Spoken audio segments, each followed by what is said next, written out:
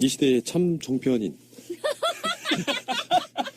우리 정청래 의원님 나오셨습니다. 어서 오십시오. 네, 이 시대에 참 좋은 사람 정청래입니다. 참 좋은 사람? 선한 눈빛. 그런 거예요? 이글거리는 선한 눈빛. 아, 참 나쁜 사람이라고 예전에 누가 했던 말에 어떤 뒤집힌? 그 이를테면 민주진보 진영의 수도꼭지. 틀면 나온다. 소방차. 심지어 종편까지. 그래서 제가 참 종편이라고 한 게 민주정편에서 또 에이스거든. 하마터면 네. 지상파에도 계속 나갈 뻔했어. 엎어졌으니까 다행이지. 아, 네. 맞아. 네, 지상파 모 방송국에서 고정으로 하자고 했는데 결국은 정청래의 벽을 넘지 못하더구만. 아, 출연료 세게 부르셨나요?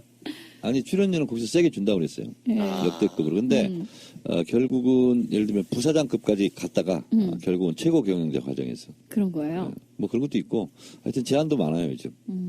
하긴 뭐 요즘 거의 스케줄이 트와이스랑 맞먹으실 정도로 네, 실제로- 전방위로 지금 실제로 뛰고 그렇습니다. 계십니다. 그래서 백수 가로사 한다는 것을 내가 지금 몸으로 느끼고 있어요. 아니 근데 종편이 짭짤해서 억대 연봉 된다 그러던데. 그건 택시 셔틀을 해야 가능해. 그러니까 한 번 나오는데 페이가 있잖아요. 요거를 광화문 그 근방에서 계속 택시 타고 갔다 갔다. 뺑뺑이. 셔틀을 해야 연봉 1억이 나오는 거고. 아니 근데 그 사람들 한 20번 왔다 갔다 하는 것을 나는 한 번만 가면 돼. 그렇죠. 영향력이. 생계형 시사평론가들은 페이가 좀 작고요. 유력한 정치인들은 협상을 통해 가지고 얼마 줄 건지도 이야기해야 되는 거죠. 그러니까 그냥 고정이 아니고 그냥 왔다 갔다 하는 거하고 그냥 이렇게 정식 프로그램의 간판으로 나가는 것은 좀 달라요. 아, 그렇죠. 예. 네, 그거 뭐 이제 클래스가 다르다. 클라스가 다르요 클라스. 고정이냐? 뭐 이런 거. 그렇습니다. 종편 출연 거부로 유명하신 분이었고 종편을 나갈까 말까 하다가 도저히 안 되겠던 모양이죠. 이건 약간 오해가 있는데요. 네. MBN은 제가 원래 나갔어요. 그래서 19대 국회에 들어가자마자 다른 데는 안 나가고 이제 MBN만 나갔어요. YTN, MBN은 원래 보도 채널로 있었잖아요. 그렇죠.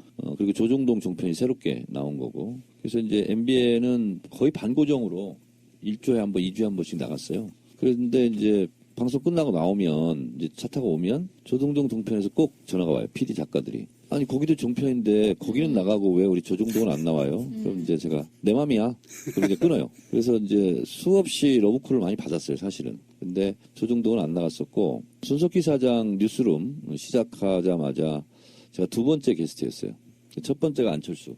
두 번째 이제 안철수급으로 모신다고 그래가지고 제가 버럭 화를 내면서 아니 안초선은 지금 반초선인데 초선도 아니고 난 재선인데 사람은 지금 뭐, 어떻게 보고 지금 어디다 대고 지금 안철수급으로 모시냐고 그래서 기분 나쁘다. 원래 안 나갈 생각했지만 안 나간다. 안철수 의문의 일패야 지금.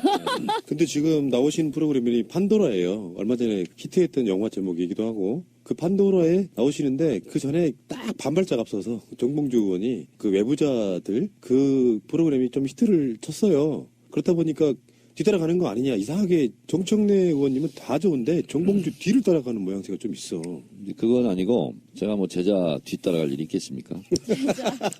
원래 TV조선에서 지금까지와는 진짜 클래스가 다른 역대급 최고의 대우와 최고의 권한으로 제안을 했었어요. 그러니까 예를 들면 뭐 MC도 정청래 당신이 마음에 드는 사람 정해라. 오. 그리고 TV조선이지만 조선일보를 까도 좋다. 편집하지 않겠다. 그리고 그 밖에 다른 여러 가지 것들도 그거 보고 이제 프리핸드라고 그러죠. 저한테 다 주겠다고 했는데 제가 거절했죠. 왜요? TV조선은 안 나가겠다. 좀 그런데 그렇긴 하다. 그래서 저는 이제 사실은 이제 나가지는 않겠지만 그래도 요즘 시대의 흐름과 대중의 흐름 이런 게 있잖아요. 근데 그걸 한번 물어보고자 페이스북, 트위터 뭐 몇 개 게시판에 올렸어요. 근데 저는 깜짝 놀랐습니다. 역시 세상은 바뀌고 있고 고정 불변한 가치는 없다. 이런 생각을 했는데 60%가 나가래요. 60%가. 그리고 결과적으로는 그래도 안 나가겠다. 그랬더니 저한테 이제 원망하는 쪽지가 많이 왔어요. 정청래 의원의 소신과 그 의지는 충분히 높이 평가하나 본인이 흙탕물 안 묻히겠다는 거 아니냐. 정권 교체를 위해서라면 흙탕물도 묻히고 본진에 가서 싸워서 이기고 돌아와야지. 너무 본인이 고고한 척 하는 거 아니냐. 오히려 저한테 막 원망하는 이런 게 많았어요. 근데 평양 감사도 자기가 싫으면 못하는 거고 뭐 가슴이 시키지 않으면 못하는 거죠. 그리고 그런 상태에서 나가서는 좋은 방송을 할 수가 없고. 근데 저를 알고 있는 저 주변의 오피니언 리더들은 100% 다 나가라고 그랬습니다. 예를 들면 뭐 손혜원 의원부터 기왕 나가려면 TV조선에 나가야 된다. 김어준 총수도 그러고 이동영 작가도 그러고. 적의 본진을. 네, 본진을 타격하고 네. 거기 나가서 본진에 가서 가장 큰 폭발음을 낼 수 있는 사람은 정청래가 유일하다. 그래서 나가야 된다. 그래서 참 고민도 좀 했어요, 사실은. 왜냐하면 이렇게 많은 사람들이 원하는데 내 그까지 자존심, 소신이 뭐 중요하냐, 정권 교체가 더 중요하지 않냐 그런 생각을 잠시 하긴 했어요. 근데 저희 집사람이 남자가 말이야 한번 안 나가다가 있으면 나가지 말아야지 그렇게 얘기하더라고요. 근데 저는 좋아 보입니다. 같이 이야기해야 될 대상이 아예 안 나오면요. 실체가 없는 대상에 대해서 막 가게 돼 있는데 이제 민주 진보 쪽 사람들이 정편에 나가기 시작하잖아요. 그러면 사람이 하는 이상 사실 정청래가 MBN에서 굉장히 확고하게 자리를 잡는다고 하면 MBN은 정청래를 심하게 깔 수가 없어요. 그런 방식으로 뭔가 인맥 관계에 있어서의 그런 일종의 보이지 않는 카르텔을 만들어주면 실제로 도움이 됩니다. 그러니까 좀 다른 각도인지 모르겠지만 두 가지가 이제 사실은 저도 사람인지라 좀 생각을 하게 되잖아요. 하나는 어쨌든 조선일보 영향력이 대단한 거 아닙니까? TV조선에 대해 나가면 그동안 저를 막 욕하고 막 이렇게 했던 것은 좀 덜하지 않을까. 솔직히 그렇지 않습니까? 그런 게 하나 있고. 또 하나는 진짜 이거는 이래서는 안 되겠다고 이렇게 결심에 종점을 찍은 게 뭐냐면 3월에 종편 제어가 심사 있지 않습니까? 그걸 위해서 걔네가 그렇게 하는 건가? 그것을 위해서도 이제 생각하는 거죠. 근데 어차피 뭐 되긴 될 것 같은데 저는 그런 누명 쓰고 싶지 않았어요. 정청래 안 나갔으면 제어가 안 되는데 정청래가 나가서 제어가 된 거 아니냐.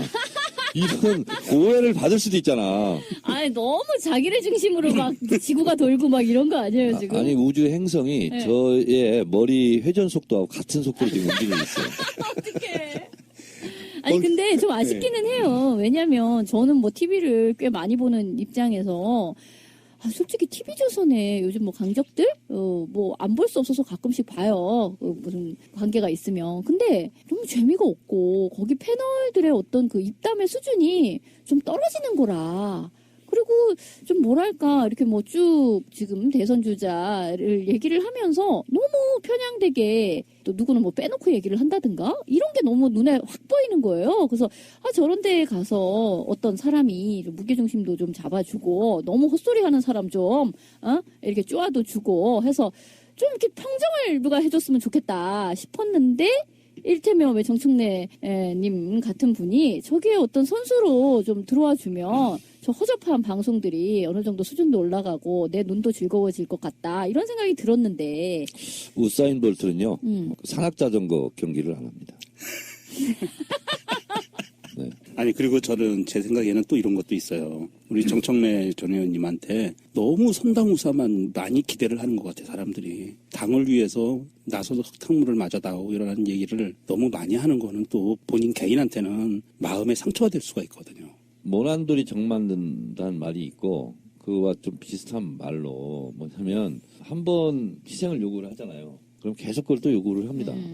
그래서 제가 그걸 왜 모르겠어요. 그럼에도 불구하고 그래도 내가 필요한 곳이라면 뭐든지 하겠다 이제 이렇게 생각을 하고 있었는데 TV조선은 진짜 좀 안 내키더라고. 안 내키고 설령 세상이 바뀌고 사람들이 진짜 절대 다수가 원하는 상황이라면 TV조선에서 전화 걸어서 저한테 섭외하기 전에 내가 나가겠다. 차라리 이렇게 나가면 나갔지.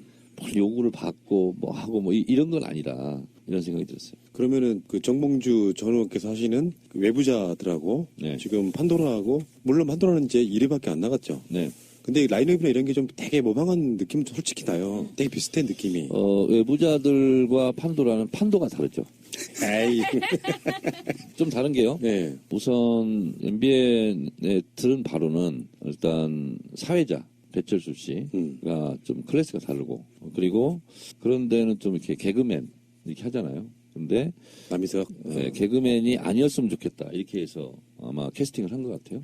그리고 이제 배철수 씨는 아시겠지만 7080 콘서트하고 음악 캠프 이 두 프로에는 안 한다고 지금까지 다 고사를 하고 선언을 했었는데 이분이 MBN에 어쩔 수 없이 이렇게 하게 된 거는 MBC 제작본부장이 배철수 씨의 친동생이에요. 그래요 또? 근데 형제 간의 우애가 굉장히 깊어요. 월남 가족인데 아버지를 두 형제가 모셨다고 그럽니다. 그리고 유래를 찾아보기 어려울 정도로의 그 형제 애가 좀 있답니다. 그래서 그 동생분이 SBS에서 스카우트돼서 MBN 제작본부장을 하시는 배철호 본부장인데 네가 원한다면 딱 한 번은 네 소원을 들어주마. 이렇게 약속을 했었대요. 그렇구나. 그래서 형님 2번입니다. 이렇게 얘기하니까 어쩔 수 없이 이제 하게 됐죠. 아, 그렇구나. 근데 상대 패널은 좀 너무 약한 거 아니에요? 정청래를 상대하기엔 너무 약한 상대 아닙니까? 뭐 제 생각이 아니라 저를 제외한 많은 분들이 이렇게 얘기를 하죠. 그렇죠. 근데 사실은 이렇게 저는 생각을 합니다. 선의로 이정 지사가 선한 의지 얘기했는데 저도 선한 의지로 얘기합니다. 그 말 좀 이상해. 바르셀로나의 메시지, 메시의 바르셀로나는 아니죠. 그러니까 팀플레이가 개인보다 더 우월한 거죠. 그런 면에서 팀플레이를 하는 것이 중요하고 네. 그리고 잘 맞춰서 해봐야 되겠다는 생각을 갖고 있습니다.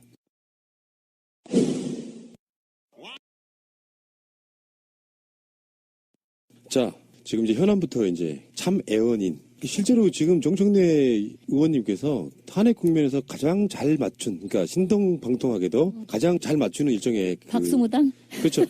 이쪽에 용한 무당 같은 그 상태가 돼버려가지고. 박수무당이라고 하지 말고요.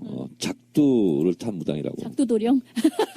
이번에 판도라도 제가 의원님 나오신다고 해서 봤는데 1, 2, 3, 4, 5, 6, 7, 8, 9, 0 하는 탄핵의 숫자 있잖아요. 그걸 또 거기 썰을 풀고 있더라고. 그러니까 처음 들어본 사람들이 되게 신기하면서 이렇게 보던 기억이 나는데 지금 헌법재판소에서 일정을 24일까지 받겠다고 했잖아요. 변론을. 네. 그런데 거기에 대해서 나가겠다 지금 이 상태가 된 거예요. 지금 이거 어떻게 해결이 되죠? 자, 이것도 사실은 한 달 넘게, 한 달 전에 제가 예언을 했었거든요. 그래서 결국은 박근혜가 할 수 있는 것은 유일하게 침대 축구예요. 뭐야 또 침대 축구. 시간 끌기 작전. 아하, 유리- 누워서 축구를 하냐 그렇죠. 이런 거. 예, 시간 가기만 기다리는데 그거 말고는 없었어요. 그러면 박근혜는 어떤 전술을 쓸까? 시간 끄기가 전략이고 전술을 어떻게 구사할까? 그러면 최대한 늦추는 거죠. 그러면 첫째, 그냥 무더기 증인 채택. 그리고 무한 변론 시간 보장. 그렇죠. 그리고 우리에게 반론권을 보장해달라. 뭐 이런 걸로 갈 거예요. 그리고 그것도 이제 안 통하잖아요.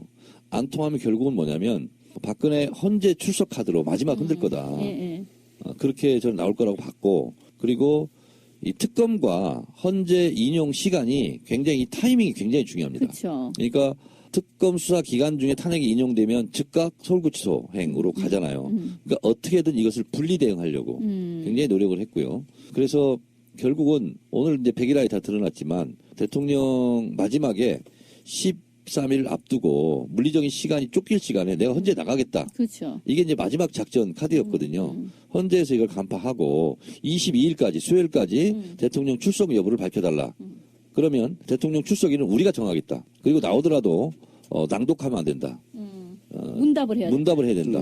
이렇게 얘기했거든요. 그러니까 헌재가 지금 똑똑하게 길목을 지키면서 박근혜 의도를 간파하고 미리미리 전곡을 찌르고 있습니다. 그래서 오늘 제가 건국 이래 최초로 헌재를 응원합니다 하는 트윗을 날리고 왔습니다.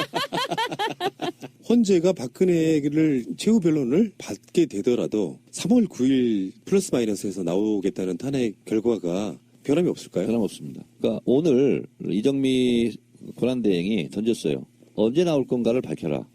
그리고 언제 나온다는 걸 밝히면 우리가 언제 나와라고 날짜를 정할 것이다. 그리고 문답을 해라. 이거를 이제 공을 던져놓은 겁니다. 그러면 지금 이 순간 박근혜는 나갈까 말까 이거를 고민하고 있어요. 문답 능력이 안 되잖아요. 문답 능력이 안 되죠. 문답 능력이 안 돼서 이제 나오면은 어버버버 내지는 정말 자다 남의 다리 긁는 소리를 혹시라도 하지 않을까. 저는 그거에 대한 기대도 있어요. 무슨 헛소리를 할지 모르잖아 사실. 그래서 오늘 헌재가 이렇게 강력하게 나오는 것은 헌재 재판 지휘권을 발동한 거죠. 지금. 그렇죠. 예. 네, 그래서 이 지휘권을 이미 발동했기 때문에 대통령이 중요한 것이 아니고 헌재는 로마에 가면 로마 법을 따라야 되지 않습니까? 헌재의 지휘 발동권에 의해서 작동되게 돼 있다. 그리고 헌재는 헌재 스케줄대로 갈 것이다. 는 거고요. 3월 9일 날 제가 예측을 했는데 헌재에서 정청래의 예언을 너무 100% 정확하게 맞춰주면 곤란하다. 그래서 뭐라고 중간에 지금 툭 하나 던졌냐면 특별한 판결은 꼭 목요일에 할 필요는 없다. 그렇죠. 여지껏은 목요일 날 여지껏 해왔는데. 목요일 날 해왔어요. 그리고 제가 계속 3월 9일 목요일 날 할 것이다. 이렇게 예언을 하니까 이게 세상이 말이야 정청래의 지위 조정하에 움직이는 거 그치, 아니냐. 따라하는 것 같고. 약간 살짝 자존심이 상했어. 그래서 그 말 하는 것은 3월 10일 날 하겠다는 거지. 예. 그물을 사방에다 다쳐버려갖고 이제 안 맞을 수가 없겠는데 이 정도 되면. 그래서 대통령 선거는 5월 9일일 가능성이 높습니다. 예. 그게 아니면 그러네요. 3월 9일 날 하면 4월 26일일 가능성이 높았거든요. 그래서 5월 9일 설이 가장 유리해요. 날짜는 조정할 수 있잖아요. 근데 그 국회에서 이제 대선일을 아니 근데 60일 이내라고 돼. 3월 10일 날 하잖아요. 그럼 60일 이내가 5월 9일이 마지막 날이에요. 수요일이에요, 또? 화요일입니다. 화요일이요? 예. 근데 이제 5월 8일 날 하면 월요일이잖아요. 그럼 일요일 연휴가 끼잖아요. 그러면 5월 7일이 일요일, 6일이 토요일이잖아요. 그러면 5월 5일이 금요일이잖아요. 그럼 5월 4일이 목요일이잖아요. 네. 5월 3일이 수요일인데 석가모니 탄신일이래요. 그러니까. 이 날짜를 내가 다 깨고 있어 지금. 그러니까 5월 첫 주는 안 돼. 네. 이게 너무 공휴일이 많고 그러면 그래가지고요. 그 전주 수요일이 4월 26일이에요. 대통령 선거는 통상 수요일 날 네, 하거든요. 수요일 날 했죠.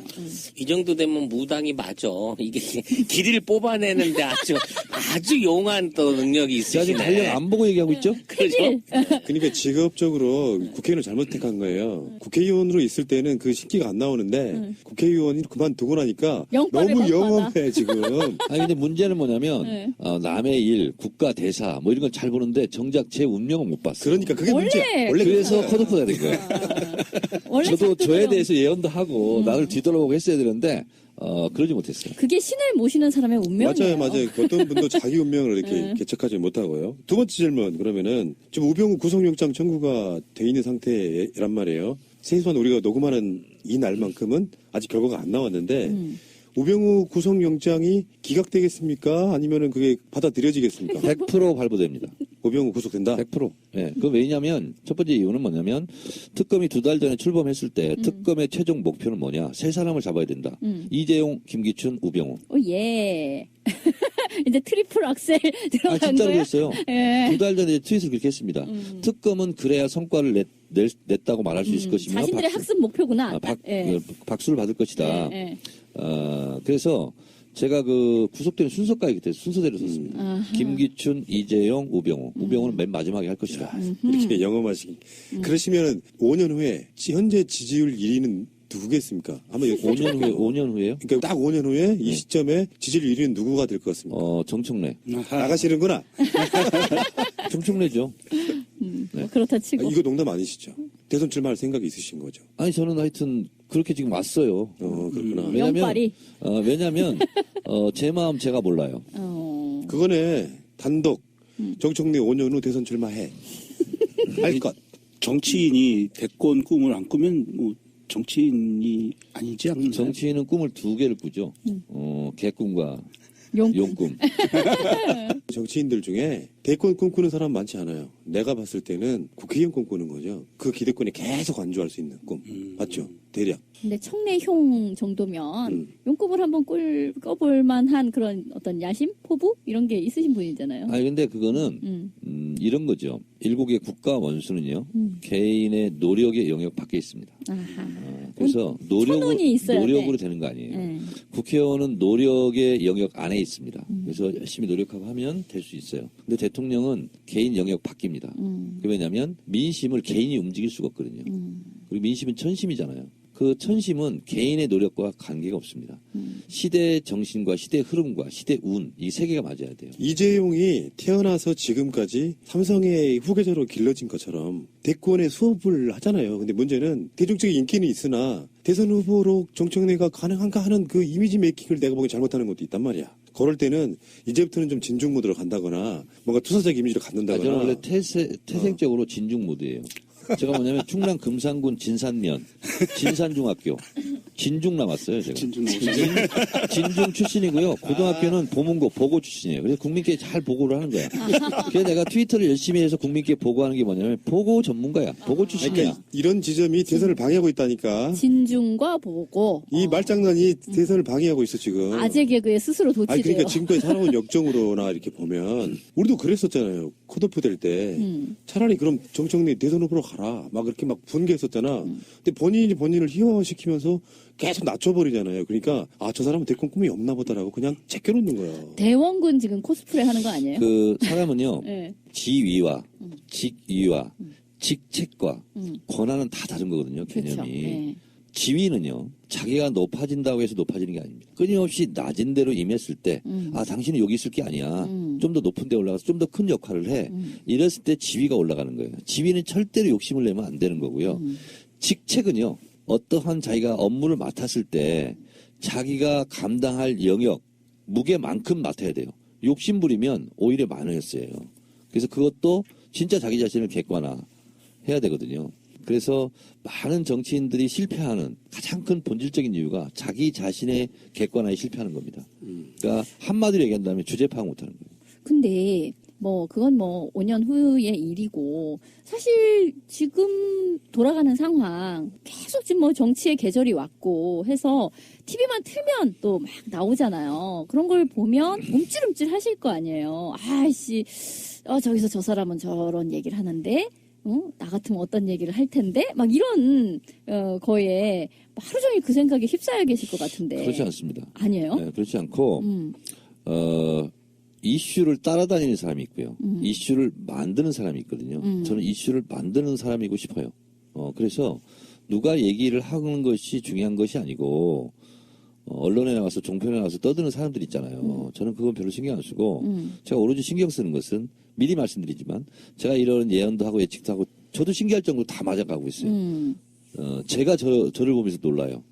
근데 그것은 제가 무슨 신통방통한 무슨 염력이 있겠어요. 그게 아니고 이 민심의 흐름을 다른 정치인보다는 깊게 넓게 내가 지금 보고 있다. 그리고 이 민심에 따라서 이게 이제 시대 흐름이잖아요. 이거에 따라서 특검도 움직이는 거고요. 헌재도 움직이는 겁니다. 그리고 국회에서 탄핵도 한 거고요. 언제 국회의원들이 김무성 이런 사람들이 박근혜 탄핵한다고 국민들 꺾겠습니까? 그렇죠. 촛불 민심이 이걸 개척해 나가는 거고 물길을 터나가고 있는 거거든요. 근데 그 흐름을 저는 같이 있기 때문에 보는 거예요. 국회에서 탄핵 안 하고 못 베길 거다. 계속 버티면 촛불에 타 죽을 것이다. 근데 나는 지금 느끼고 있는데 당신들은 한 달 후에 느낄 것이다. 이걸 미리 보기 때문에 제가 미리미리 얘기하는 거예요. 이런 스타일은 대선 주자답잖아요.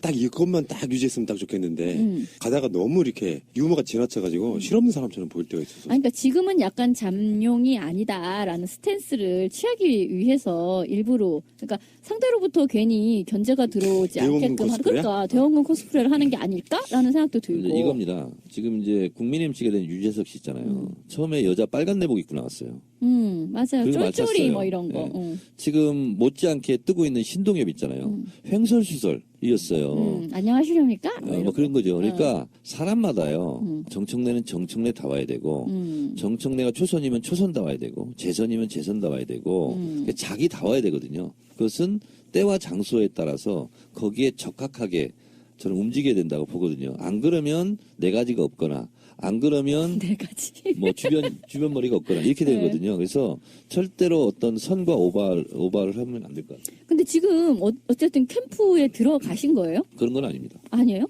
네. 뭐 직책 맞지 않으셨어요? 요청을 받은 건 사실입니다. 아니 소락 안 하신 거예요?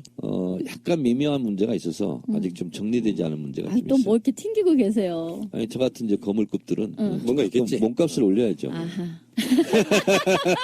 좀 방송에서 말씀드리기 좀 약간 껄쩍지근한 그런 내용이 좀 있어요. 혹시 민주정 표현들 보신 적 있어요? 라이브로 나가는데 목요일 날 저녁 9시에 정청래 정치쇼인가요? 네. 그 프로그램을 봤는데요. 나는 그런 프로그램 포맷 되게 좋던데. 방송 중간에 소세지하고 음료수 사오라고 시켜요. 그러니까 실제로 배가 고파요 그때. 그러니까 우리 같은 사람들은 이제 기본적으로 방송쟁이라서 이렇게 그렇게 흐트러진 모습은 짜투리나 보여주는 게 기본인데 생방송에서 과감 없이 보여주니까 나는 그 자유로움이 너무 좋은 거예요. 근데 또 정치의 엄숙함을 굉장히 중요하게 생각하는 시청자나 이런 분들은 또 왜 방송을 그렇게 하냐고 또 댓글을 달고 어떻게 생각하세요? 일부러 그런 컨셉 잡으신 거죠? 컨셉 자체가 무대본, 대본이 없어요. 무준비. 그리고 언제 끝날지 시간을 정해놓지 않았어요. 무종점. 그래서 그냥 제가 생각나는 대로 그냥 아무거나 그냥 하는 거예요. 그러니까 보통 준비하고 막 그러잖아요. 근데 가뜩이나 지금 바빠 죽겠는데 뭐 준비할 시간도 없고 그리고 준비할 필요도 없고 왜냐하면 눈 떠 있는 시간이 준비하는 거거든요. 그러니까 그 라디오 최유라 씨 있잖아요. 최유라 씨하고 한번 제가 초청해서 제가 식사를 한번 모신 적이 있는데 이분은 대본을 한 번도 읽지 않는답니다. 지금까지. 라디오 시대? 라디오 시대. 그리고 방송 시작 5분 전에 간답니다. 그리고 대본을 절대 안 읽는데요. 한 번 읽으면 감동이 덜하대요. 첫 번째 딱 읽고 눈물 나면 우는 거고 웃기면 웃는 거고 그런 건데 한번 읽고 나면 그게 이제 연기가 약간 들어가야 된다는 거예요. 그러면 방송을 어떻게 이렇게 잘하냐고 준비도 없이 그랬더니 이분은 가정부가 없고 운전기사도 없고 생활을 자기가 다 하는 거예요. 아이 학원 가 있으면 픽업하러 가 있고 은행 가고 시장 가고 이런 걸 다 한다는 거예요. 그것이 준비라는 거예요. 그러니까 저도 마찬가지로 뭐 어쨌든 지금 제가 쇼인데 정치 이야기를 해야 되는데 그걸 미리 그걸 위해서 준비하고 그런 게 아니라 24시간 동안 그렇죠. 잠자는 시간 이외에는 다 그걸 고민하고 또 생활 정치인이시구나. 그렇습니다. 그러니까 준비할 필요가 없는 거죠. 그게 준비 안 하는 게 컨셉이면은 그만큼 또 재미가 또 따라와요. 우리 또 왜 인터뷰들 아까도 전 인터뷰 하신 분 미리 막 인터뷰 시작기는 뭔 이야기를 하려고 해요. 그래서 내가 말았지. 그런 이야기는 인터뷰 때 하시라고. 그러니까 한 번 더 듣게 되면 이게 연기가 돼버리는 거. 그런 측면이 있고요. 조금 순서가 좀 바뀌긴 했는데 아까 그 우병우 구속 관련해서 네. 정청래 전 의원님 그 트윗에서 본 게 있어요. 만일 이게 특검 연장을 안 하면 나중에 김기춘, 우병우한테 수사지휘 받게 된다. 이거 다 망친다라는 말씀을 들었는데 제가 아니 왜 특검이 이만큼 해놨어도 연장이 안 되면 이게 넘어가는가에 대해 의심을 좀 가졌거든요. 그거 전문적으로 한번 네. 샤프하게 한번 그건 이제 분석해 두 주시죠. 가지 측면을 가지고 얘기한 건데요. 하나는 예상에서 미리 블로킹하는 의미가 있고요. 그건 이제 그 트윗은 블로킹하는 의미가 있고, 그 특검 연장을 위한 하나의 논리였고요.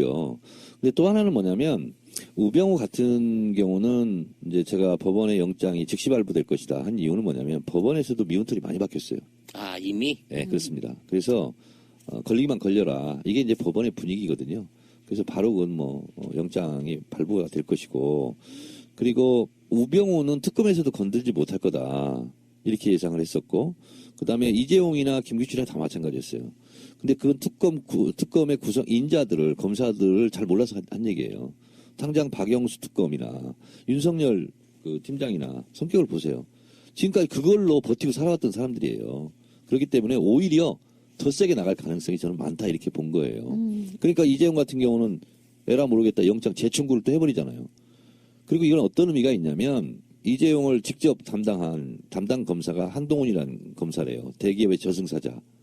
그리고 이번에 발부한 한정석 판사. 이 두 사람들은요, 인생을 건 판결입니다. 인생을 건 기소고. 왜 그러냐면, 정치인은 가장 싸우기 어려운 상대가 조선일보입니다. 가장 두려운 적이 조선일보예요. 검사, 판사들은 가장 두려운 적이 삼성입니다. 옷 벗고 나갔을 때 변호사 업무가 안 돼요. 대형 로펌에도 갈 수가 없죠. 그리고 그 사람한테는 대기업들이 안 맡겨요. 그러면 자기 친구들은 1년에 100억을 버는데 나는 5억도 못 벌어요. 예를 들면. 그렇기 때문에 본인들은 많은 번민을 거쳐서 나온 세계적 판단이라고 저는 봐요.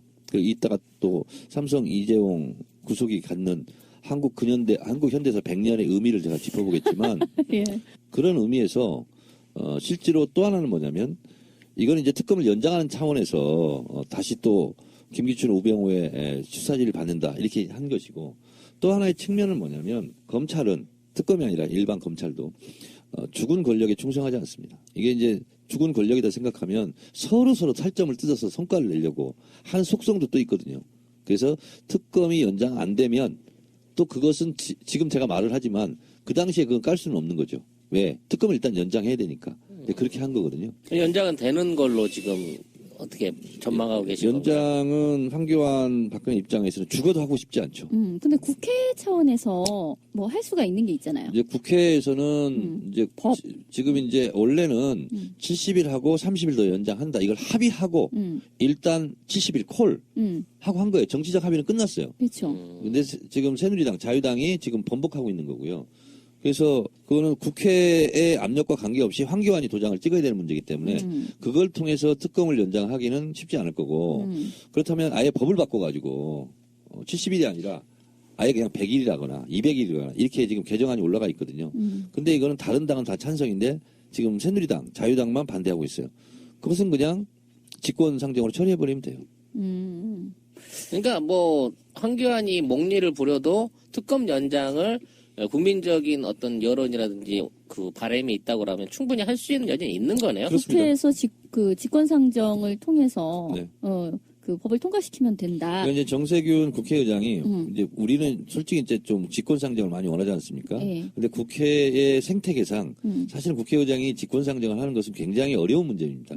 한 정당하고는 웬수가 되는 문제거든요. 그럼 국회가 원활하게 운영이 안 돼요.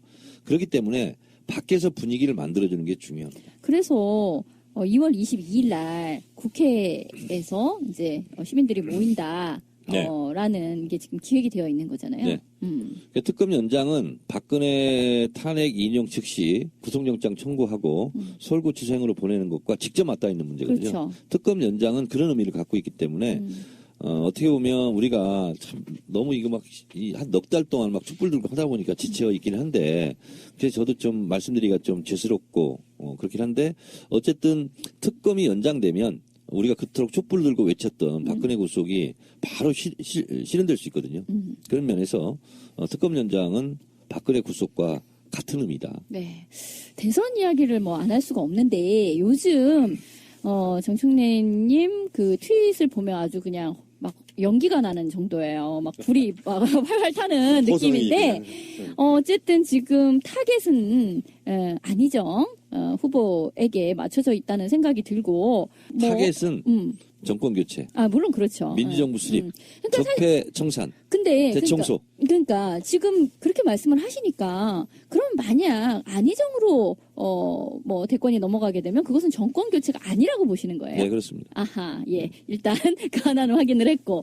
근데 이제 안희정에게 이제 이렇게 이야기하는 것이 굉장히 수위가 높아요. 뭐 그때 대연정 관련된 이야기가 나왔을 때도 네가 지금 얘기하는 게 협치냐 아니면 정말로 대연정이냐 이제 그렇게 묻고 근데 자꾸 이제 좀 비스무리하게 딴소리를 하니까 너는 지금 대연정을 얘기해놓고 자꾸 협치로 물타기를 하지 마라 이제 이런 말씀도 하신 거고요. 그리고 뭐 지금도 뭐 잘 나갈 때 조심해야지 한 방에 훅 간다 이런 얘기도 하시고 뭐 재롱장치에 춤춘다고 남의 집 손주가 되는 게 아니다. 그러니까 왜 그쪽 가서 기웃거리느냐 이제 이런 말씀을 하시는 거잖아요. 지금 안희정은 어쨌든 지금 오른쪽에서 무척 사랑받고 있는 것이고 정말 그 사람을 대권 주자로 자신들이 밀려고 사랑하는 건지 아니면 어떤 견제용으로 사랑을 지금 하는 척을 하고 있는 것인지는 알 수 없으나 어쨌든 지금 사랑받고 있는 거는 사실이고 그리고 매체에 최근에 어떤 대단히 예능화된 그런 프로그램 안에서도 굉장히 히트를 치고 있는 게 사실이거든요.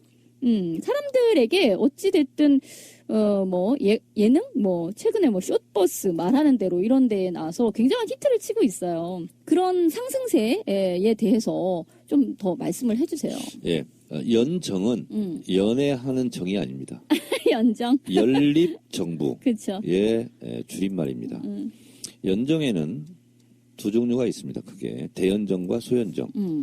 안희정 지사는 분명히 대연정을 말했습니다. 그렇죠. 대연정은 새누리당과 연립정부를 세우겠다는 뜻입니다. 소연정은 야권 통합입니다. 그렇죠. 소연정은 국민의당, 정의당과 연립정부를 세우겠다는 뜻입니다. 저는 그것은 야권 통합, 야권 단일화, 야권 정부 이렇게 저는 생각하기 때문에 그것까지는 정권 교체라고 생각하고요. 근데 새누리당이나 바른정당과 손잡고 정권을 잡는 것은 정권 연장이다. 그리고 해방정국의 친일파에게 면죄부를 주는 것과 같이 이명박 박근혜 부역 세력 청산을 요구하는 촛불 민심을 배반하는 거다. 이렇게 저는 생각합니다.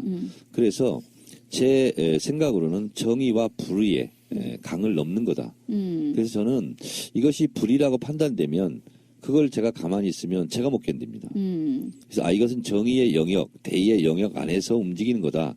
그러면 제가 인내하기도 하고 참기도 합니다. 그러나 그 영역을 벗어났다. 그거는 제가 참지 못합니다. 그래서 제가 뭐라고 얘기하냐면 불의를 격퇴하는 심정으로 치는 겁니다. 지금. 그것은 안 지사하고 저하고 개인적으로 친하기도 하고 같은 고향 출신이기도 하고 그리고 그 캠프에 제가 진짜 아주 아끼는 후배들도 있고 저희 고등학교 직접 서클 선배도 있습니다. 그런 게 개인적으로 눈에 밟혀요. 그러나 그런 온정주의가 결국은 우리의 민족 정기를 흐렸기 때문에 그런 온정주의와는 이런 전쟁과 같은 대선 시절에는 결별해야 된다. 그리고 정의를 위해서 제가 움직여야 된다 이렇게 생각을 하고요. 저는 이번 대선은 한국 현대사를 한 획을 긋는 분수령이 되는 대선이다. 그리고 이어야 된다 이렇게 생각하는데요. 8.15 해방 때, 해방전국 때 친일파를 청결하지 못하고 100번 김구 선생이 오히려 암살당했습니다. 그리고 4.19 때 이승만을 몰아냈던 세력이 또 아웃사이더로 되고 박정희 군사 쿠데타로 박정희 군사 독재가 또 시작됐습니다. 5.18 광주 민중항쟁으로 민주화 세력이 정권을 잡지 못하고 오히려 총칼로 짓밟았던 전두환이 정권을 찬탈했습니다.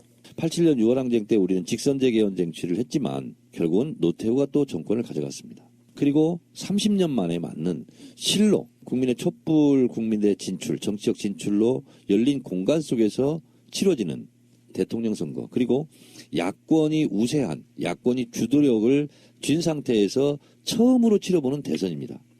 그리고 노무현 대통령과 김대중 대통령의 역대 대통령 지지율이 60%를 넘어가고 있습니다. 대선은 진영 대 진영의 투표라는 것은 역대 대통령을 얼만큼 지지하느냐에 따라서 표도 그대로 나오거든요. 개인기가 아닙니다, 이것은. 그런 면에서 본다면 역으로 기울어진 운동장이 됐거든요. 우리 세력이 더 지금 득세하고 있고 유리한, 최대로 기세차게 유리한. 하고 있는데 뭐가 아쉬워서 반대 진영 가서 척결 대상한테 가서 분발하고 연지군지 찍고 빨주노초 파남보 무지개빛 색동적으로 입고 재롱잔치 하냐는 거죠. 그렇다고 해서 네. 거기서 박수치고 있는 남의 집, 이웃집 할아버지가 손줄 생각 안 해요. 재롱잔치 끝나면 이제 각자 손잡고 집으로 가거든요. 그러면 나는 우리 할머니, 할아버지, 우리 아버지, 엄마 손잡고 우리 집으로 가요. 대선이 끝나게 되면 그렇게 됩니다. 그래서 지금 치는 박수는 내가 이뻐서 치는 박수가 아닙니다. 이관계를 노리는, 야권 분열을 노리는, 그리고 문재인을 싫어하는, 문재인을 저주하는 박수거든요. 거기에 취해 있으면 안 되죠.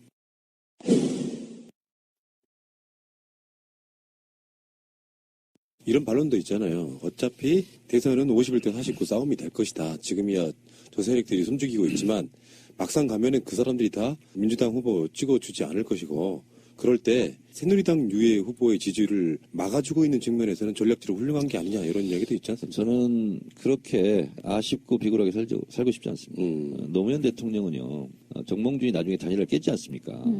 근데 정몽준 그쪽에서 끊임없이 요구했던 것이 6자리 정도 됐답니다. 장관 뭐 이런 거. 아, 그래요? 근데 노무현 대통령 못하겠다. 안 하면 했지 그렇게 못하겠다. 그리고 끝내 검은 콩, 잡티 없이 정권을 출범할 수 있었잖아요. 적어도 노무현 대통령 같은 그런 소신과 진정성, 배짱은 있어야 되는 거죠. 근데 그때도 간당간당 될락말락 했잖아요. 그렇죠. 근데 지금은 오히려 될 가능성이 높은 거 아닙니까? 촛불 국민으로. 그러면 좀 비굴하게 그러지 말고 저도 우리 편과 어깨 걸고 이겨도 우리 편과 어깨 걸고 이렇게 나가야지. 저는 왜 지금 안희정 지사가 그러냐. 솔직히 민주당 지지층에서는 문재인 대표가 꽉투아리를 틀고 있어요. 파고들 구멍이 없다. 라서 나는 저쪽 강 건너 가가지고 잘 보여서 그쪽에 새를 몰고 내부를 치겠다. 이런 전략인 것 같아요. 저는 그것이 온당하지 못하다 이렇게 보는 겁니다. 약간 당나라군 몰고 와서 삼국통일하겠다는 거랑 비슷한 느낌으로. 뭐냐면 외곽을 들리는데요. 때려서 내부를 네. 친답니다.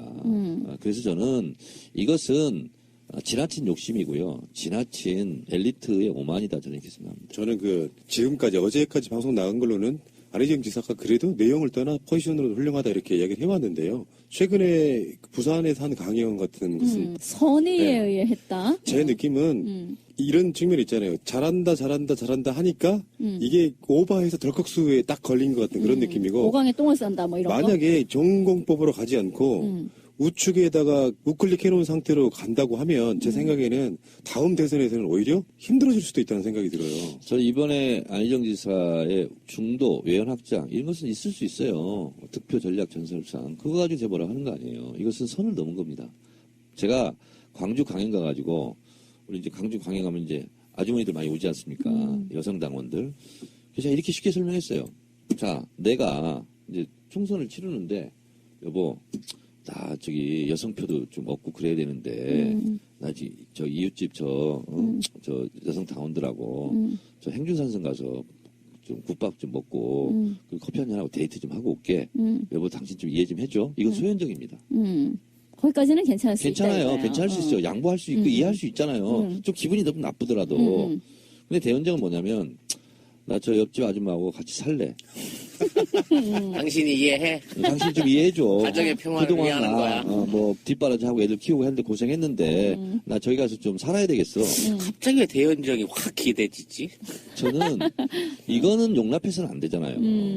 아니 대현정은 정확하게 한다면 새누리당과 연립정부를 만드는 거고요. 새누리당에게 총리 지명권을 주겠다는 겁니다. 근데 얘기를 들어보면요. 저는 이제 뭐 다른 거 토론 때문에 최근에 있었던 TV에서의 토론을 다 봤어요. 막 밤을 새서 봤는데. 근데 이제 얘기를 도대체 안희정의 논리는 무엇인가 하고 이제 열심히 보게 된 거죠. 그 사람 말에 의하면 지금 하신 말씀처럼 우리 편 아니면 저쪽 편, 뭐 아와 비야, 적 이런 개념으로 보지 않더라고요. 그런 개념이 일단 아니고.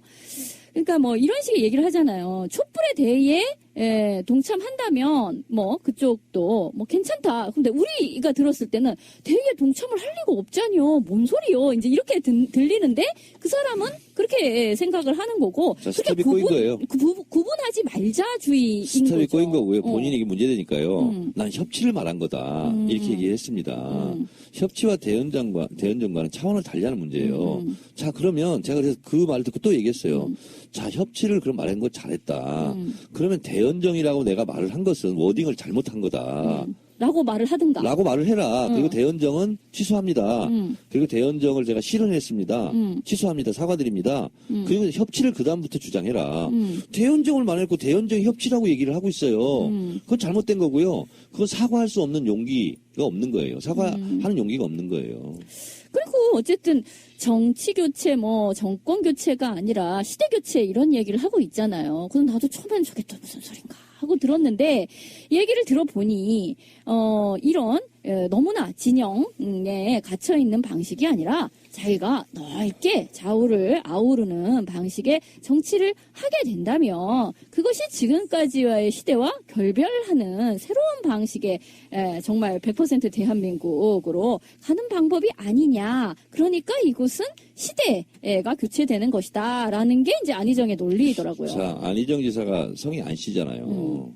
본인이 김씨나 이씨나 박씨로 바꿀 수 있습니까? 그건 아닌 거예요. 그래서 저는 시대 교체, 뭐 정치 교체, 저는 뭐 그거 가지고 저는 시비 걸고 싶은 생각이 없어요. 그러나 어쨌든 예를 들어서 대선은 전쟁과도 같잖아요. 치열함이 있잖아요. 그러면 전쟁 때는요, 사령관 명령을 듣고 병사들이 가서 총 쏘고 목숨 걸고 싸우는 겁니다. 대선도 그런 거와 같은 거예요. 근데 병사들에게는 싸우라고 하고 사령관이 뭐 밤에 몰래 가가지고 적진에 가가지고 압수하고 쎄쎄쎄하고. 우리한테 총 몇 방망 쏘고 우리 몇 방망 쏘겠다. 그리고 우리가 전쟁을 이기면 사령관 너 국무총리 해줄게. 그럼 병사들은 뭐가 되는 거예요? 이거는 선을 넘은 거라니까요. 그래서 저는 이 부분에 대해서는 제가 비타협적으로 안희정이 아니라 이재명이 얘기해도 문재인이 얘기해도 이건 아닌 거거든요. 그래서 그건 제가 비타협적으로 앞으로 계속 지적할 것이다. 이런 거고 또 하나 제가 왜 그럼 이런 발언들을 할까? 이거는 엘리트의 계몽주의다. 저는 그렇게 보고 있습니다. 자, 퀴즈를 내겠습니다. 왕이 법이다. 법이 왕이다. 뭐가 옳습니까? 법이 왕이다가 맞잖아요. 그렇습니다. 예. 왕이 입법, 행정, 사법권을 다 쥐고 있었던 것을 왕정국가라고 그러죠. 그렇죠. 그것이 공화정으로 넘어왔죠. 민주주의 사회가 됐죠. 그래서 법이 왕입니다. 법은 누가 만들죠? 국민이 만듭니다. 헌법을 만들 수 있는 권력은 재헌 권력. 국민으로부터 나옵니다. 헌법을 보시면 아시겠지만 권력이라는 단어는 헌법 1조 2항만 나옵니다. 대통령은 권력이라고 표현하지 않습니다. 권한이라고 표현합니다. 그렇죠. 그래서 모든 권력은 국민으로부터 나온다. 국민으로부터 나온 것이 법입니다. 국민들이 합의해 놓은 거예요. 이렇게 하자고. 그걸 대통령이 권한을 갖고 집행하는 것에 불과하거든요. 그래서 국민이 왕입니다. 법이 왕이고 왕이 법인 시대가 이제 아니거든요. 근데 계몽주의는 왕정 복고 냄새가 납니다. 그렇죠.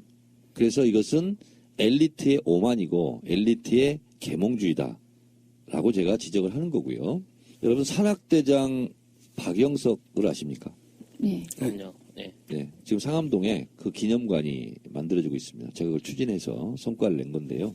박영석 대장은 인류 전 역사를 통틀어서 아무도 넘지 못한 업적을 남긴 사람입니다. 에베레스트 8,848m 뿐만 아니라 뭐 안나푸르나 뭐 8,000m 이상 14봉을 올랐고요. 대륙별 최고봉을 올랐고요. 북극, 남극을 밟았어요. 역사상 이런 사람은 없고 앞으로도 없답니다. 이건 물리적으로 불가능하대요. 초인적이래요. 이 사람은 그래서 산악 글랜드 슬램을 작성했습니다. 산에 안 올라가도 돼요. 부귀 영화를 다 누릴 수 있어요. CF 광고 하나 찍으면요 10년 전에도 5억 10억이에요. 하나도 안 합니다. 왜 안 하죠? 하나도 안 해요. 그 이유를 제가 말씀드리겠습니다. 그리고서 그런 걸 찍자는 건 안 찍고 다시 안나푸르나를 가겠다고 얘기합니다. 안나푸르나에 왜 가냐고. 나 딱 한 번만 마지막으로 갔다 올게. 자기가 가장 아끼고 사랑했던 자기 후배 대원 시신을 오희준 대원이 안나푸르나에 가다가 사고 나서 죽었어요. 그렇죠. 나는 희준이 한을 풀겠다. 내가 희준이가 사고 난 지점을 지나서 꼭대기까지 올라서 내가 그 길을 오희준 루트로 이름을 지어주고 나의 산악 인생을 마치겠다 했는데 바로 그 사고 지점에 또 사고가 났어요. 그래서 못 돌아오고 있거든요. 자, 제가 이런 말씀을 드린 이유는 왜 박영석 대장은 죽음을 무릅쓰고 다시 거기에 갔습니까? 자기 대원들이 자기를 따르다가 죽은 사람들한테 의리를 마지막으로 지켜주고 싶었던 거고요. 그리고 CF 한 번 하면 5억, 6억 막 이렇게 나오고 강연 한 번은 얼굴만 비춰라면 1,000만 원이에요. 10년 전에도. 노스페이스 자기를 어렸을 때부터 후원했던 노스페이스 광고만 딱 하나 합니다. 아무것도 안 합니다. 그렇게 사람들이 궁금하잖아요. 물어요. 당신은 왜 이런 거 돈방석 부럽지 않냐. 그때 박영석 대장의 대답이 가슴을 때립니다. 이렇게 대답합니다. 제가 박영석입니다. 그러나 내 이름은 내가 함부로 쓸 수 없습니다. 이 박영석은 나 혼자 써 올린 이름이 아닙니다. 나와 함께 히말라야를 오르다가 9명이 죽었습니다. 그들의 핏값입니다. 내 이름은 나 혼자 쓴 게 아닙니다.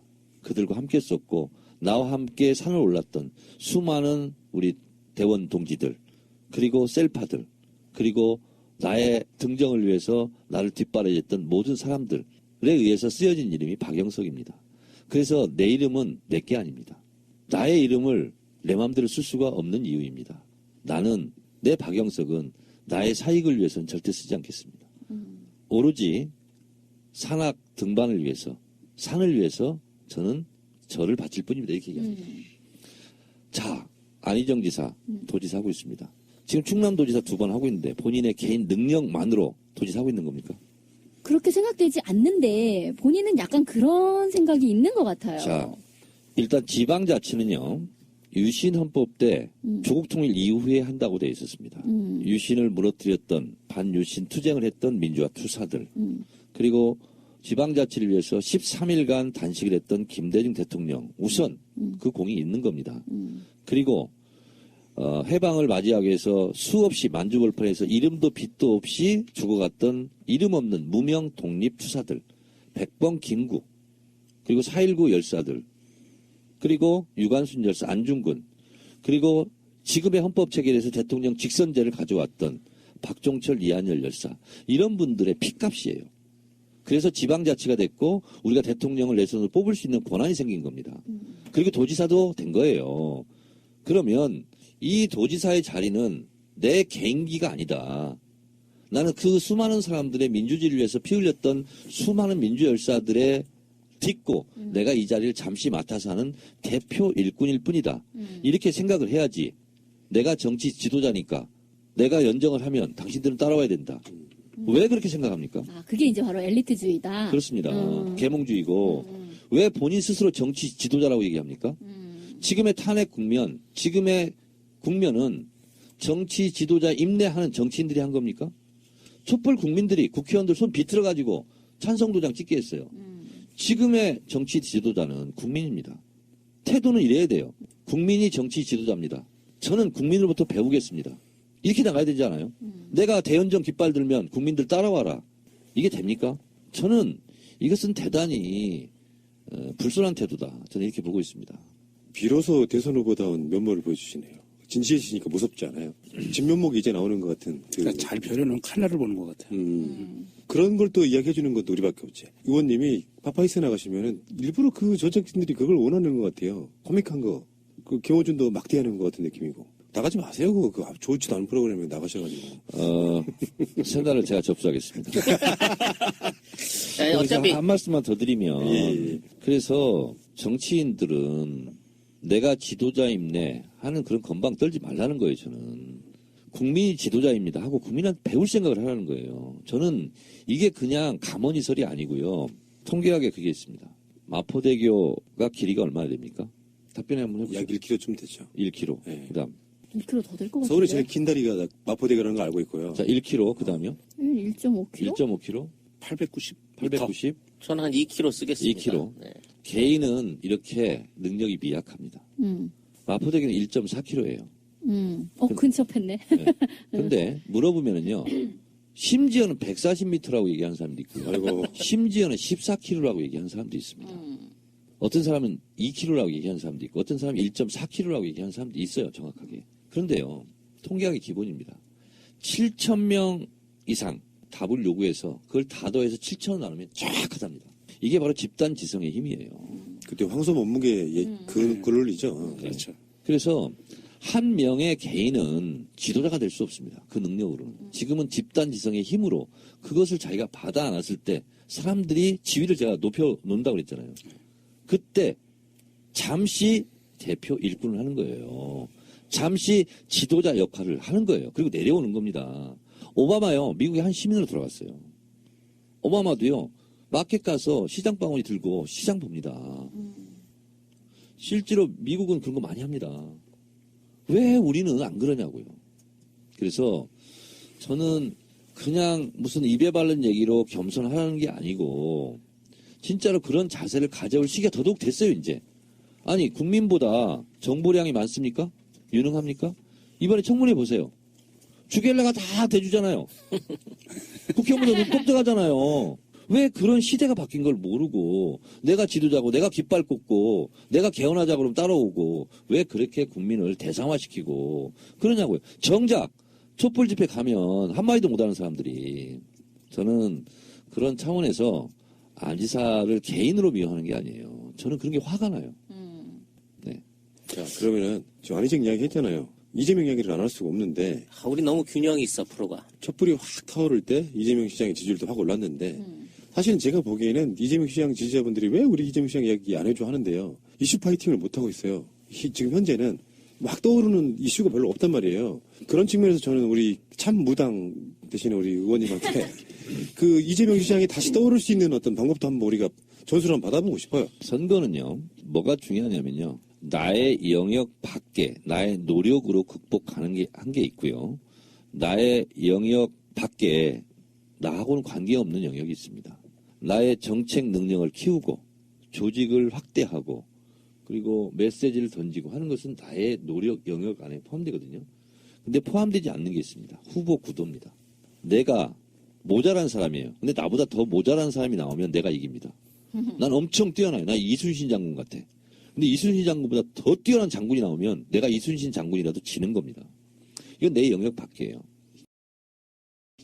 이재명 시장의 구조적 한계는 문재인이었어요. 2002년도에 노무현이 이길 수 있었던 것은 상대 후보 구도가 이인재였기 때문에 이겼습니다. 이인재는 물리쳐야 될 구악이었거든요. 그렇기 때문에 노사모를 중심으로 한 시대 정신을 형성할 수 있었어요. 근데 이번에는 이재명의 입장으로는 문재인이 이인재가 아니에요. 이인재처럼 타도의 대상, 척결의 대상, 흠집낼 대상이 못 됐던 거예요. 그래서 후보 구도에서 선거 공학적인 측면을 본다면 이재명은 가장 안 좋은 후보 구도를 맞이한 거죠. 그래서 그걸 못 뚫은 겁니다. 그래서 18%까지 가고 더 이상 힘을 못 쓴 거예요. 왜냐하면 18%까지 딱 갔으면 만약에 문재인이 이인재였으면 바로 25%로 올라가요. 근데 어떻게 되냐면 문재인이 이인재가 아니잖아. 잘못하다가 위협을 받을 수 있겠네? 그 순간 다시 문재인을 응집합니다. 이재명이 올라갔다는 것이 문재인을 응집해서 더 올라가게 만든 거예요. 이거는 이재명이 잘못하고 그런 게 아니고 후보 구도에서 온 겁니다. 그래서 제가 그런 얘기를 이재명 캠프 쪽에 얘기를 했습니다. 제가. 그리고 이것은 이재명이 훌륭하지 않아서가 아니다. 그런 구도의 문제이다. 그래서 그런 선거 공학적인 측면을 본다면 이재명은 불행했던 거죠. 그러니까 이번 말고 다음 차기에는 이재명이 더 떠오를 수 있을까요? 아니면 더 미미해질까요? 경선을 잘 치러야 되는데요. 저는 이게 무슨 다른 뜻이 아니고 차기를 보려면 집안 문중에서 인정을 받아야 됩니다. 다시 말해서 더불어민주당에서 인정을 받아야 차기가 있는 거죠. 그런 면에서 본다면 안희정보다는 지지율이 설령 낮을지라도 이재명이 더 전망이 밝은 거죠. 보험을 확실하게 들어놓은 거죠. 이재명 시장이 성남시장이 내년까지 끝나잖아요. 네. 그 직을 그만두는 게 나아요? 아니면은 한 번 더 하는 게 나아요? 저는 뭐라도 해야 된다고 봅니다. 뭐라도 네. 중앙정부로 들어오는 방법은 없습니까? 뭐 어쨌든 근데 본인이 선출직이냐 임명직이냐는 본인이 알아서 판단할 문제이고 근데 저는 그냥 선출직을 한 번 더 하는 것이 낫지 않나 이럴 텐데. 그러면 그 성남시장 말고 뭐 한간에 떠도는 경기도지사 같은 쪽이 도전해보는 건 더 좋지 않을까요? 그거는 제가 코멘트하기는 좀 어렵습니다. 그건 좀 실례인 것 같아요. 아니 근데 최근에 이제 이 여러 방송에 나오면서 그런 질문을 많이 받더라고요. 이재명 시장이 뭐 차차기 뭐 이런 얘기도 묻는 사람이 있고 또는 이번에 그래서 경선에서 안 되면 어떻게 될 것 같냐, 어떻게 되느냐, 뭐 이런 거를 물어봐요. 그랬더니 대답하기를 내가 안 되더라도 정책은 남는 것이 아니냐. 그리고 그 내가 내놓은 정책 때문에 나를 지지했던 사람들을 이 민주당이 또는 그러니까 다른 후보가 받기 위해서라도 내 정책의 일부를 받지 않겠느냐. 그런 이야기를 하더라고요. 그래서 난 상당히 좀 굉장히 원칙적으로 옳고 또는 자기의 어떤 지지율이 떨어지고 있는 상황에서 그것을 결집시키는 흐트러뜨리지 않고 계속 자기를 지지하는 사람들이 모여져 있기를 바라는 어떤 심정 같은 것이 읽혔거든요. 그러니까 이렇게 지지를 해서 모아줘야 뭐 기본소득이라든지 재벌개혁이라든지 하는 자신이 던지는 핵심적인 화두가 그 끝까지 어떤 힘을 받아서 그러니까 다른 사람에 의해서라도 실현될 수 있다. 이런 메시지를 주고 있는 것 같았거든요. 그러니까 그렇게 될 전망? 그러니까 이를테면 문재인 캠프 안에서 그런 식의 정책을 받아들일 수 있을 것처럼 보이세요? 이재명 시장이 그런 말씀을 했다면 지극히 옳은 말씀이고 그리고 지금 상황에서는 잘한 얘기예요. 근데 그것은 이재명 시장의 희망일 뿐입니다. 왜냐하면 그래요? 무상급식은 원래 정의당의 아젠다였어요. 그리고 그걸 실현은 민주당이 했어요. 그렇다고 정의당의 지지율이 올라간 건 아니에요.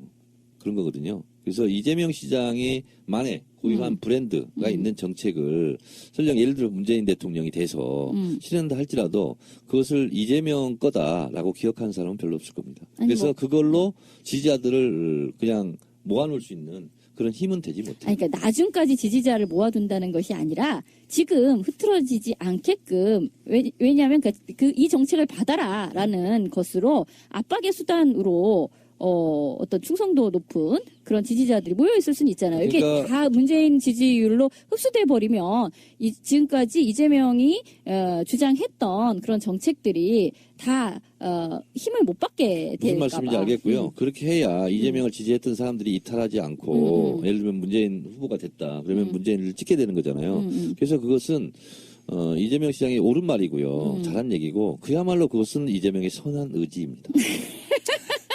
그러니까 뭐 방법이 없어요 이제? 그 구도 때문에 그렇다는 거예요? 탄핵이 기각되거나 또는 인용되거나 거기에도 어떤 출력 있는 지지율 변화는 없을까요?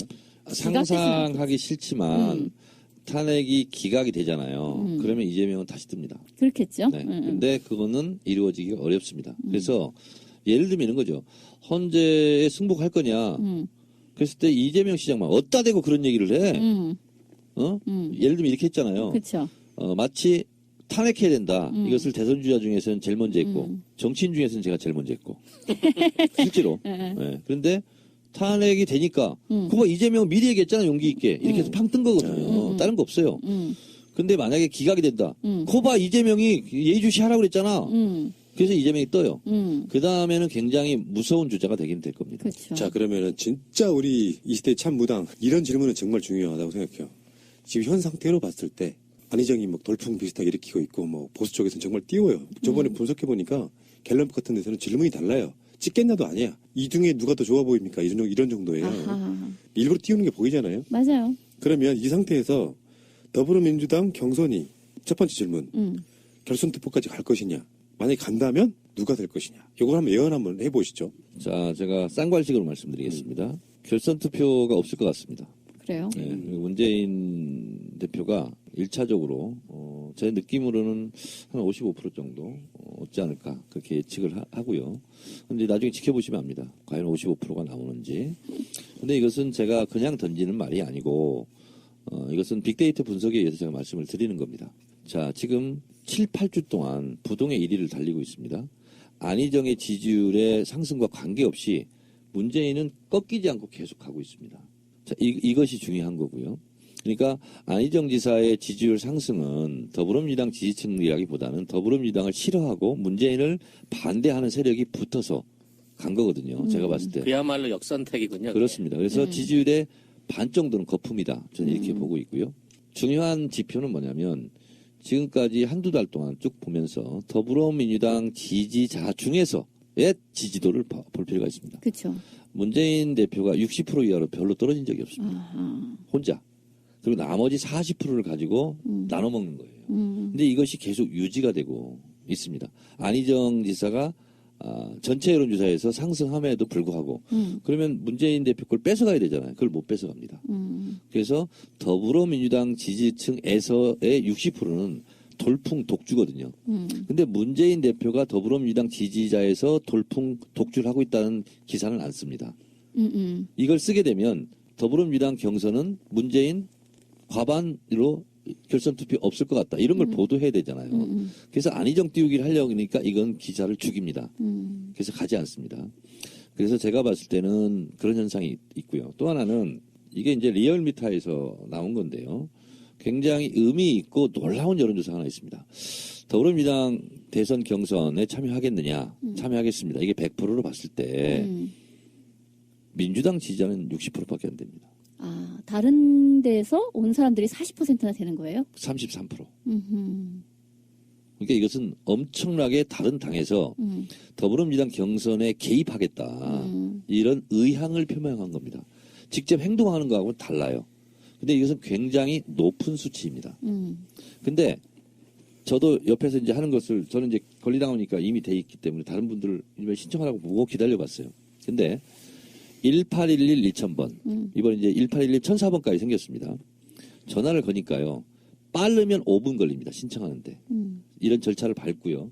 주민번호 입력하세요. 나오고요. 주민번호 입력하면 주소 입력하세요. 이렇게 나옵니다.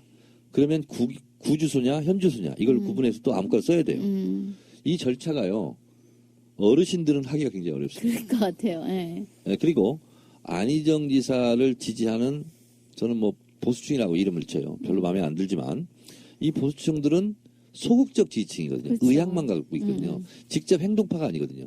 행동한다 할지라도 내가 주민번호를 넣어 찝찝해요. 그래서 의향은 표현하지만 직접 행동하기는 굉장히 줄어들 것이다. 저는 10% 미만일 거라고 봅니다. 실제로 등록하는 것은. 그렇게 봤을 때 지금 안희정의 전체 여론조사는 뭐냐면요. 전체 국민 유권자를 대상으로 하는 여론조사는 문재인을 싫어하는 사람이 제일 많지 않겠습니까? 안희정을 싫어하는 사람보다 문재인을 싫어하는 훨씬 많은 사람들을 놓고 여론조사를 하는 겁니다. 그래서 문재인이 1위죠. 그래도. 자, 그런데 4,100만 명이 대한민국 지금 유권자입니다. 지금 추세로 봤을 때요. 10만 콜이 들어와요. 하루에. 그리고 실제로 신청에 성공하는 것은 5만 5천 정도 됩니다. 굉장히 높은 거예요. 2012년에 비해서 2배 정도 높습니다. 45%는 이러저러한 이유로 신청을 못해요. 그러면 핵심 지지층이 등록한다고 봐야 되겠죠. 그렇죠? 자, 그러면 200만 명이 신청을 했어요. 그럼 투표율이 50에서 60%입니다. 250만이 됐다고 치면 50에서 60% 하면 100만 명이 투표하는 거거든요. 그러면 전체 4,100만 유권자 중에서 2% 국민이 투표하는 겁니다. 그 2% 국민은 전체 여론조사에서 나오는 거하고 완전히 양상이 다른 거죠. 아주 충성도 높은. 그렇습니다. 그렇기 때문에 이런 이유로 문재인 대표가 결선 투표 없이 1차전에서 오를 가능성이 높다는 거고 또 하나는 심리적 요인을 제가 지금까지 이제 빅데이터 분석이고 또 하나의 심리적 요인은 뭐냐면 문재인 대표는 이래도 좋고 저래도 좋은 게 있습니다. 맞아요. 뭐냐면 안희정 지사 지지율이 높아가서 위협한다. 큰일 났네? 그러면 안희정 지사의 절반쯤은 범친노 표입니다. 이 표가 빠져나와서 문재인 쪽 붙습니다. 이러다가 정권 교체하는데 지장이 있겠네. 안희정 지사 지지율이 높으면 높을수록 이 지지층은 빠져서 문 대표 쪽으로 갈 가능성이 높습니다. 또 하나는 문 대표 지지율이 막 치고 올라가요. 그러면 2차전까지 갈 필요가 뭐 있어. 1차전에 끝내자. 또 이렇게 작용을 해요. 그래서 이래도 저래도 문재인 대표한테는 경선에서 굉장히 유리한 구도가 형성될 수밖에 없다. 심리적 요인으로. 그렇다면은 안희정 지사가 지금이라도 빨리 회gon을 좀 해가지고 차차기를 바라보는 관점으로 가야지. 이러다가 계속 미운털 박히면은 죽도 밥도 아닌 상태로 그냥 잠깐의 돌풍하고 사그라들 가능성도 있잖아요. 그러니까 김어준 총수는 이렇게 얘기합니다. 누구나 선거에 나가면 선거 뽕을 맞는다. 해롱해롱한다. 지금 안희정 지사는 그런 상태인 것 같다. 근데 내가 지금 뽕 맞았다 하고 빨리 정신을 차리는 것은 안희정 개인의 능력이다.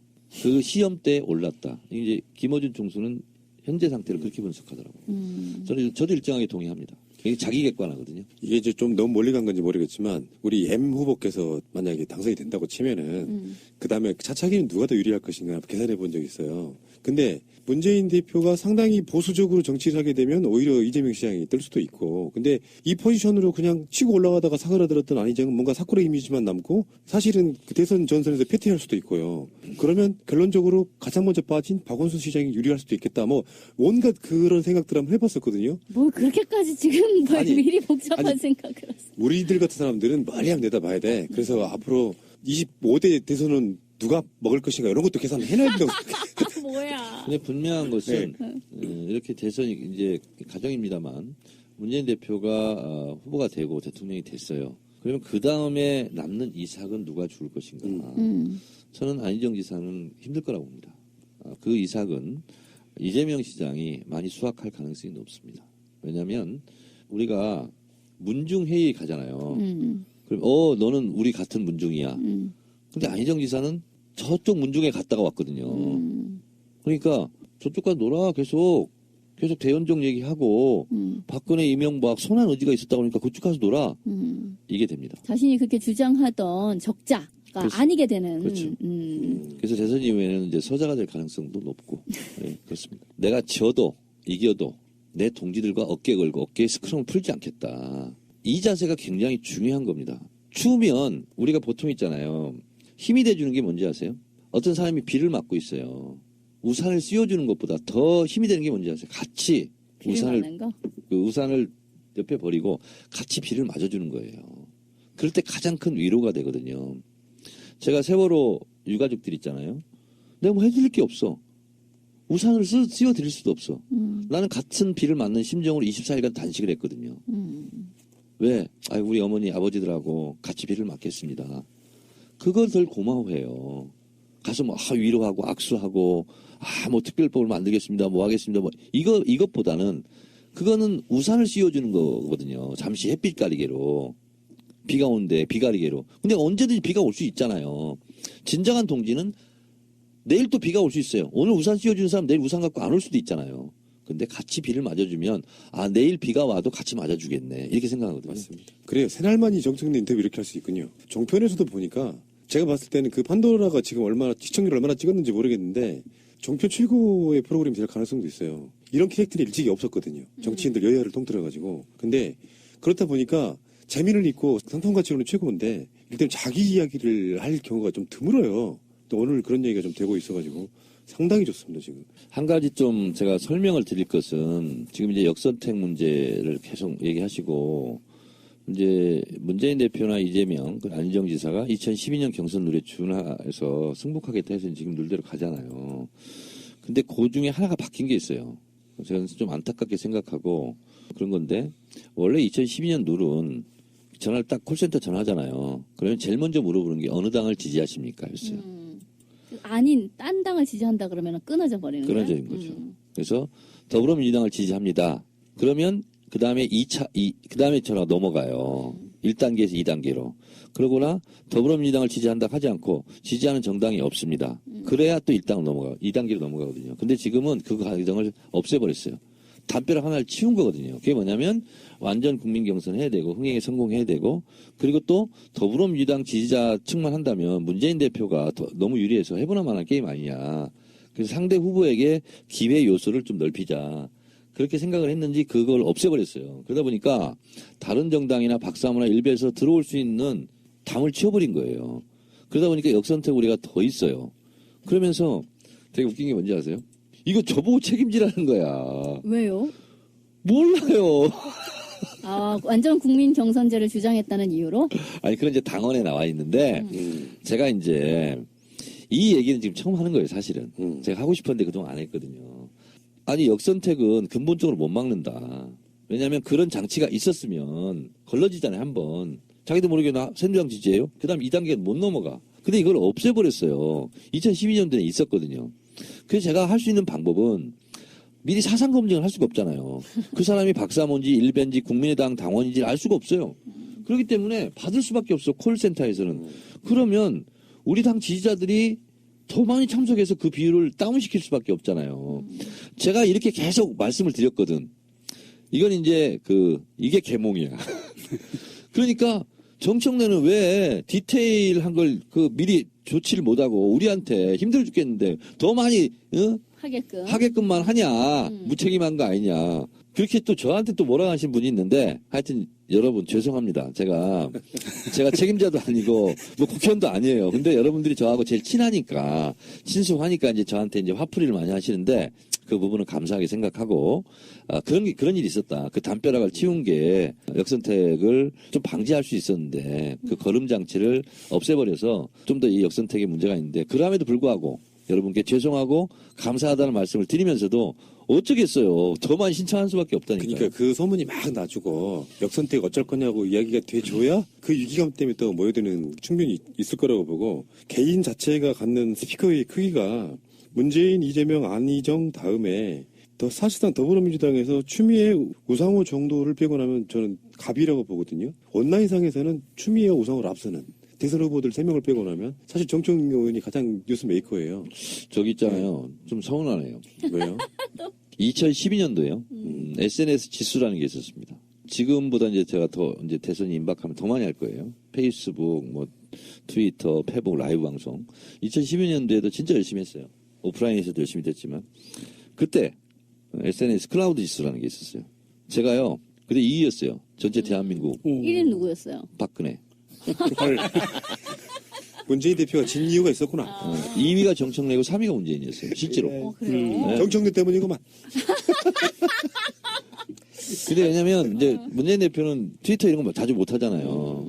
자주 했으면 나를 넘었겠죠. 근데 저는 굉장히 자주 했고 박근혜 후보는요 의외로 박근혜가 직접 하진 않았겠죠. 보좌진들이 했겠죠. 굉장히 많이 했어요. 그게 뭐가 서운하신 건데요?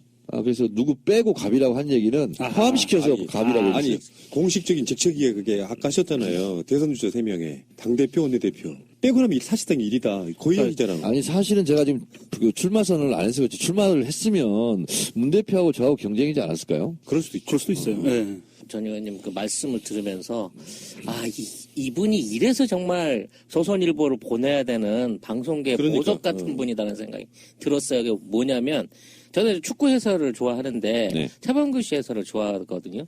왜냐면 이 사람이 옛날에 잘 차본 사람이잖아. 세계에서 최고 클래스를 경험해보고 해본 유일한 사람이잖아요. 그 현장을 아는 사람, 경험해본 사람이 이런 상황을 읽고 설명해 주는 거는 정말 특별하고 다르구나. 그쵸. 오늘 그거를 느낀 거예요. 그러니까 그 정편에 있는 아무것도 모르는 말로만 갑질해왔고 어디 정치 일선에 한번 가보지도 못한 애들이 하는 그런 쓰레기 같은 방송에 비해서 이 얼마나 시원하고 명쾌하고 의미가 있느냐 이거죠. 실제로 정편을 보면요. 우리들보다 방송 못해요. 거기 나오는 패널들. 그건 맞아요. 뻔해. 사실이에요. 근데 정청래 의원 같은 분석은 사실상 저는 후보예요. 없어. 찾아봐. 아까 이런 분석. 놀랍습니다. 대단하시죠. 응. 삼성, 이재용. 정말 이 사람이 구속이 됐다는 것 자체가 어마어마한 기쁨이고, 이 정말 촛불 전국의 최고의 의의다. 그리고 역사적인 의미가 있다. 저희도 그렇게 생각을 하거든요. 근데 정청래님은 여기에 대해서 더 자세한 말씀을 좀 해주신다면. 이재용의 구속은 한국 현대사 100년 동안 세계적 사건이다. 하하. 이렇게 보고 있습니다. 사실 그렇죠. 일개 그 뇌물 공여범의 구속이 아니군요. 네, 이 그거하고 영화는. 다릅니다. 네. 저희도 이제 그 얘기를 했었거든요. 이게 뭐 어쩌다 우연히 일어난 그런 뇌물 사건도 아니고, 사실 삼성이 어떻게 지금까지 3대의 세습을 거치면서 발전해 나왔는가, 재벌의 형성사라는 것 자체가 이미, 이게 정경 유착으로 시작이 된 것이기 때문에, 이거는 필연적인 어떤, 수순이고, 이 자체가 해체되지 않으면 개혁이 불가능한 얘기다. 이제 그런 얘기를 했었어요. 네. 맞는 관점이고요. 우선 객관적인 팩트는 79년 만에 첫 번째 삼성으로서는 참극입니다. 근데 국민으로서는 경사입니다. 그렇죠. 네. 이건희 이병철 창업주 할아버지 회장은요. 사카린 밀수 사건을 정권과 공모해서 일으켰습니다. 그렇죠. 그래서 구속을 면했습니다. 2번 구속될 뻔했는데 이건희 회장, 아버지 회장도 2번 구속을 당할 뻔했는데 구속을 면했습니다. 다 불구속으로 했고요. 그리고 원포인트 사면까지 받았습니다. 근데 이재용은 구속이 됐습니다. 자, 대한민국에서 정치 권력을 국민들이 바꿔본 경험이 있습니다. 이승만 하야를 이끌어냈고요. 자, 그리고 6월 항쟁을 이끌어냈고요. 그리고 전두환, 노태우를 구속을 시켜봤고요. 정권을 2번 바꿔봤고요. 그리고 박근혜를 탄핵시키기까지 지금 했습니다. 정치 권력은 국민들에 의해서 이렇게 바꾸기도 하고 혼내주기도 하고 감옥도 보냈습니다. 근데 한국 현대사 70년 동안 경제 권력을 한 번도 교체한 적이 없습니다. 그렇죠. 이게 굉장히 큰 의미가 있습니다. 자, 우리가 정치 권력을 바꿨다는 것은 민주화의 과정이거든요. 자, 요즘요, 국회의원을 딱 보면 갑자기 쫄아가지고 부동자세로 90도로 인사하는 사람 없죠. 자, 3, 40년 전에는 그랬습니다. 지방에 있는 국회의원들이 예를 들어서 무슨 익산역에 간다. 그럼 익산 경찰서장이 영내로 들어옵니다. 그리고 90도로 인사하고 안내합니다. 그랬어요. 국회의원이 그 정도로 막강한 권력이었어요. 근데 그 권력을 점점 낮추는 것이 정치 민주화의 과정인 겁니다. 그래서 정치 민주화는 어느 정도 지금 이루어지고 있어요. 지금은 국회의원이 어디 간다고 해서 쫄거나 90도로 인사하거나 그렇지 않습니다. 지금은 유권자 위시되고 박지원 씨 같은 경우는 일반 국민 6만 통 문자 폭탄을 보내요. 옛날엔 그거 보내면 다 감옥 가는 줄 알고 못 보냈을 거예요. 지금은 두려움이 없어졌습니다. 정치 민주화의 열매입니다. 자, 그런데 이 정치 민주화는 다른 말로 공장박 민주주의라고 얘기합니다. 공장 밖은 민주화되고 있습니다. 그러나 공장 안은 똑같은 사람인데 공장 밖에서는 민주주의를 주장하는데 공장 안으로 들어가면 민주주의 주장을 못합니다. 그렇죠. 물론 노동조합 운동이 있긴 하지만 노동조합이 활성화돼야 되지만 왜? 목구멍이 포도청이기 때문에 과장 부장이 얘기하더라도 불합리한 지시를 하더라도 꾹 참고 합니다. 하기 싫어요. 근데 집에 있는 부인과 집에 있는 아들딸이 생각납니다. 그래서 엄마들이 직장에서 반민주적 행태에 저항하지 못하는 것이 그런 겁니다. 자, 그런데 그런 의미에서 만약에 먼 훗날에 벌어질 일이지만 삼성그룹의 주주들이 삼성그룹의 총수를 직접 민주주의를 뽑는다 하면 생각해 보세요. 그러니까 지금처럼 이런 세습되는 방식이 아니라 그거는 경제민주화의 완성입니다. 그래서 경제 권력을 드디어 국민의 이름으로 촛불 이름으로 구속시켰다. 그것이 79년 삼성 창업의 첫 번째입니다. 그래서 이렇게 되면 어떠한 후속 효과가 있냐면요. 삼성 임원들은 이제 안 통하네. 삼성이 그동안 수많은 불법과 탈법과 뇌물공여를 하면서도 이것을 요리조리 피해왔던 힘의 원천은 뭐냐면 돈의 힘이었습니다. 돈으로 다 매긴 거지. 그렇습니다. 정계, 관계, 언론계 다 떡값 이런 거였어요. 그걸 보고 그들은 보험 든다고 얘기합니다. 이제 보험을 들어도 소용없게 돼버렸어요. 총수가 구속됐는데 이렇게 돼버린 겁니다. 그러니까 지금까지 2위 그룹까지는 다 구속된 경험이 있습니다. 정몽구 2번 구속됐죠. 최태원 걸핏하면 구속되죠. 김승현 걸핏하면 구속되죠. 삼성만이 불패시나 금단의 땅이었어요. 이게 무너진 겁니다. 그래서 삼성은요, 연 매출 300조입니다. 대한민국 국가예산이 400조예요. 전체 대한민국 제조업의 11.3%를 삼성기업 하나가 담당하고 있어요. 어마어마한 경제 권력이고 경제 대통령입니다. 이것을 국민의 힘으로 무너뜨린 거예요. 그래서 경제 민주화가 시작됐다라는 거고, 불법적인 보험을 이제 드는 것이 소용없겠고 투명 경영해야 되겠다. 그리고 순환 출자 이거 있잖아, 안 통하는구나 이제, 이런 거고요. 그리고 더더욱 구속을 해서 저는 죗값을 크게 받아야 된다고 생각하는 게, 아버지 부시 대통령과 아들 부시 대통령에게 최대 후원 기업이 엔론이라는 데에 있어요. 그렇죠. 엔론사. 근데 분식회계를 했어요. 엔론사 CEO가, 총수가 아들 부시 대통령이 되자마자 고마움은 있었겠지만 이거는 경제 정의 차원에서 안 된다. 24년 징역을 때렸습니다. 저는 그래서 삼성 이재용 이 부회장도 저는 죄 지은 만큼 저는 징역을 살려야 된다. 그래야 투명 경영을 하고 순환 출자와 이 순환 출자라는 게 선단 경영이거든요. 배 하나가 불타면 다 타요. 다 묶여있기 때문에 폭삭할 수 있어요. 이번 기회가 삼성이 재도약할 수 있는 기회다. 네. 삼성전자 주식이 별로 떨어지지 않습니다. 이재용은 실제로 법원에서 얼마쯤 받고 얼마쯤 살까요? 제 얘기가 아니라 이재화 변호사의 주장에 의하면 20년 정도 받아야 정상이랍니다. 그럼 한 10년은 살겠네. 아니 근데 20년 정도 20년 정도 받아서 그렇게 산다고 하면 진짜 개혁이 된 거고, 아직도 완벽한 개혁이 아니라고 하면 한 4분의 1만 깎아도 한 2년 이상은 살아야 되는 거 그런데 아니에요? 삼성 이번에 이건희 부회장의 범죄 혐의는 지금까지 범죄 혐의는 또 차원을 달리하는 문제입니다. 뇌물 공여는요. 뇌물을 왜 하죠? 그것보다 받는 이익이 더 크니까 하잖아요. 참여연대의 주장에 따르면 400억 내고 3조의 이익을 얻었다는 거예요. 자, 근데 그 3조의 이익 중에서 그러면 누군가 피해를 받잖아요. 그런데 이건 대담하게 2,500만 국민 연금을 손댄 거예요. 그리고 국가 공권력에 의해서. 근데 일반 사인끼리의 뇌물 공여는 내가 예를 들어서 100억을 줬어요. 근데 내가 200억 가치를 봤어. 그럼 사인이 100억을 손해보는 거잖아요.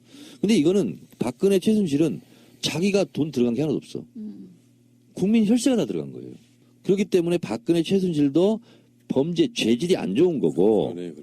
삼성도 이전에 다른 재벌 총수들이 저질렀던 범죄와는 차원을 달리한 반국민 범죄라는 거예요. 이런 범죄, 다른 것과 차원을 달리한 이런 범죄에 더 엄중한 처벌이 있어야 된다는 이유예요. 근데 재판부에서 나중에 재판할 때 한 뭐 징역 2년에 집행유예 2년 이런 식이라면 또 어떻게 될까요? 그러지는 않을 것 같습니다. 제가 봤을 때. 실형을 꽤 살 거다. 네. 뭐 한 4, 5년. 저는 더 받을 것 같아요. 사면 되진 않을까요?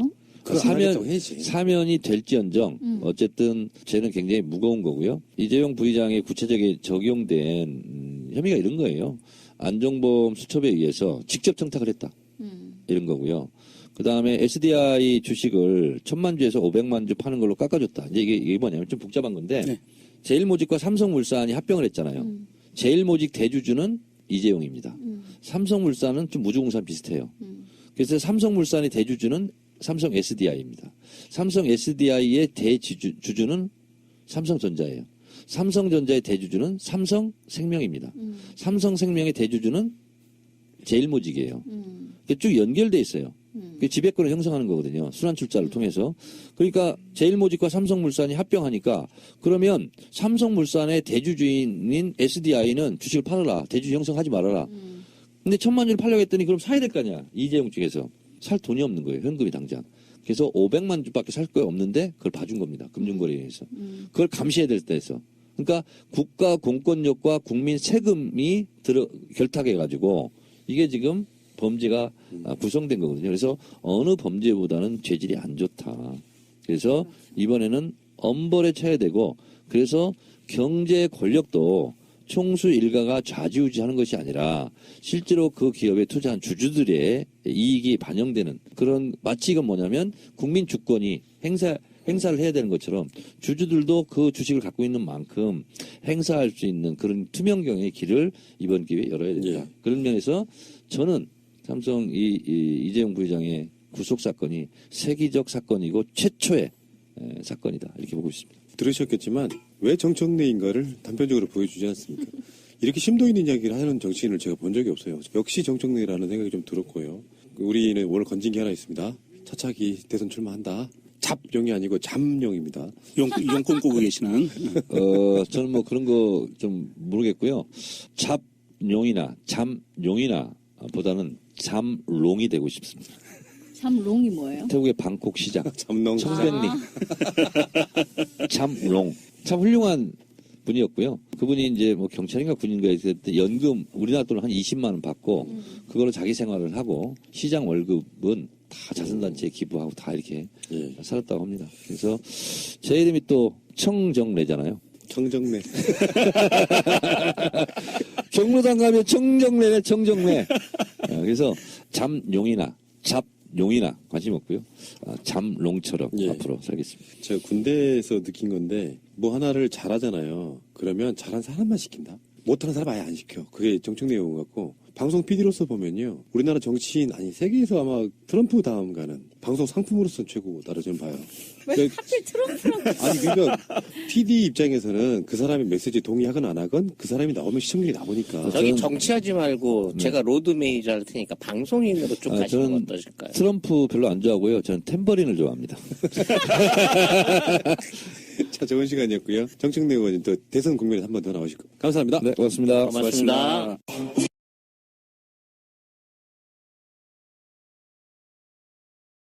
그리고 우병우는 특검에서도 건들지 못할 거다.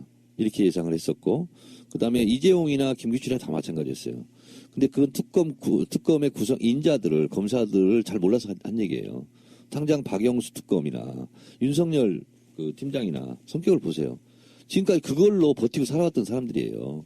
그렇기 때문에 오히려 더 세게 나갈 가능성이 저는 많다 이렇게 본 거예요. 그러니까 이재용 같은 경우는 에라 모르겠다 영장 재청구를 또 해버리잖아요. 그리고 이건 어떤 의미가 있냐면 이재용을 직접 담당 검사가 한동훈이라는 검사래요. 대기업의 저승사자. 그리고 이번에 발부한 한정석 판사. 이 두 사람들은요 인생을 건 판결입니다. 인생을 건 기소고. 왜 그러냐면 정치인은 가장 싸우기 어려운 상대가 조선일보입니다. 가장 두려운 적이 조선일보예요. 검사 판사들은 가장 두려운 적이 삼성입니다. 옷 벗고 나갔을 때 변호사 업무가 안 돼요. 대형 로펌에도 갈 수가 없죠. 그리고 그 사람한테는 대기업들이 안 맡겨요. 그러면 자기 친구들은 1년에 100억을 버는데 나는 5억도 못 벌어요. 예를 들면. 그렇기 때문에 본인들은 많은 번민을 거쳐서 나온 세계적 판단이라고 저는 봐요. 이따가 또 삼성 이재용 구속이 갖는 한국 현대사 100년의 의미를 제가 짚어보겠지만 예.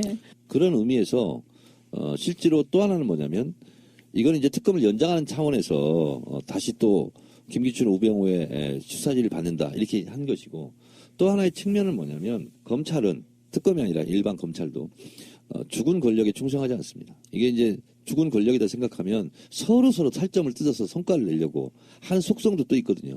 그래서 특검이 연장 안 되면 또 그것은 지금 제가 말을 하지만 그 당시에 그건 깔 수는 없는 거죠. 왜? 특검을 일단 연장해야 되니까. 그렇게 한 거거든요. 연장은 되는 걸로 지금 어떻게 전망하고 계신 건가요? 연장은 황교안 박근혜 입장에서는 죽어도 하고 싶지 않죠. 근데 국회 차원에서 뭐 할 수가 있는 게 있잖아요. 이제 국회에서는 이제 법. 지금 이제 원래는 70일 하고 30일 더 연장한다. 이걸 합의하고 일단 70일 콜 하고 한 거예요. 정치적 합의는 끝났어요. 그렇죠. 근데 지금 새누리당, 자유당이 지금 번복하고 있는 거고요. 그래서 그거는 국회의 압력과 관계없이 황교안이 도장을 찍어야 되는 문제이기 때문에 그걸 통해서 특검을 연장하기는 쉽지 않을 거고 그렇다면 아예 법을 바꿔가지고 70일이 아니라 아예 그냥 100일이라거나 200일이거나 이렇게 지금 개정안이 올라가 있거든요. 근데 이거는 다른 당은 다 찬성인데 지금 새누리당, 자유당만 반대하고 있어요. 그것은 그냥 직권상정으로 처리해버리면 돼요. 그러니까 뭐 황교안이 목리를 부려도 특검 연장을 국민적인 어떤 여론이라든지 그 바람이 있다고 그러면 충분히 할 수 있는 여지는 있는 거네요. 그렇습니다. 국회에서 직권상정을 통해서 네. 그 법을 통과시키면 된다. 그러니까 이제 정세균 국회의장이 이제 우리는 솔직히 이제 좀 직권상정을 많이 원하지 않습니까? 네. 근데 국회의 생태계상 사실은 국회의장이 직권상정을 하는 것은 굉장히 어려운 문제입니다. 한 정당하고는 왼수가 되는 문제거든요. 그럼 국회가 원활하게 운영이 안 돼요. 그렇기 때문에 밖에서 분위기를 만들어주는 게 중요합니다. 그래서 2월 22일 날 국회에서 이제 시민들이 모인다. 네. 라는 게 지금 기획이 되어 있는 거잖아요. 네. 그 특검 연장은 박근혜 탄핵 인용 즉시 구속영장 청구하고 서울구치소행으로 보내는 것과 직접 맞닿아 있는 문제거든요. 그렇죠. 특검 연장은 그런 의미를 갖고 있기 때문에 어떻게 보면 우리가 참 너무 이거 막 한 넉 달 동안 막 촛불 들고 하다 보니까 지쳐 있긴 한데 그래서 저도 좀 말씀드리기가 좀 죄스럽고 그렇긴 한데 어쨌든 특검이 연장되면 우리가 그토록 촛불 들고 외쳤던 박근혜 구속이 바로 실현될 수 있거든요. 그런 면에서 특검 연장은 박근혜 구속과 같은 의미다. 네. 대선 이야기를 뭐 안 할 수가 없는데 요즘 정충래님 그 트윗을 보면 아주 그냥 막 연기가 나는 정도예요. 막 불이 막 활활 타는 느낌인데 어쨌든 지금 타겟은 안희정 후보에게 맞춰져 있다는 생각이 들고 뭐, 타겟은 정권 교체, 물론 그렇죠. 민주정부 수립, 그러니까 적폐 청산, 근데 대청소. 그러니까 지금 그렇게 말씀을 하시니까 그럼 만약 안희정으로 뭐 대권이 넘어가게 되면 그것은 정권 교체가 아니라고 보시는 거예요. 네, 그렇습니다. 아하, 예. 일단 그 하나는 확인을 했고. 근데 이제 안희정에게 이제 이렇게 이야기하는 것이 굉장히 수위가 높아요. 뭐 그때 대연정 관련된 이야기가 나왔을 때도 네가 지금 얘기하는 게 협치냐 아니면 정말로 대연정이냐 이제 그렇게 묻고 근데 자꾸 이제 좀 비스무리하게 딴소리를 하니까 너는 지금 대연정을 얘기해놓고 자꾸 협치로 물타기를 하지 마라 이제 이런 말씀도 하신 거고요. 그리고 뭐 지금도 뭐 잘 나갈 때 조심해야지 한 방에 훅 간다 이런 얘기도 하시고 뭐 재롱장치에 춤춘다고 남의 집 손주가 되는 게 아니다. 그러니까 왜 그쪽 가서 기웃거리느냐 이제 이런 말씀을 하시는 거잖아요.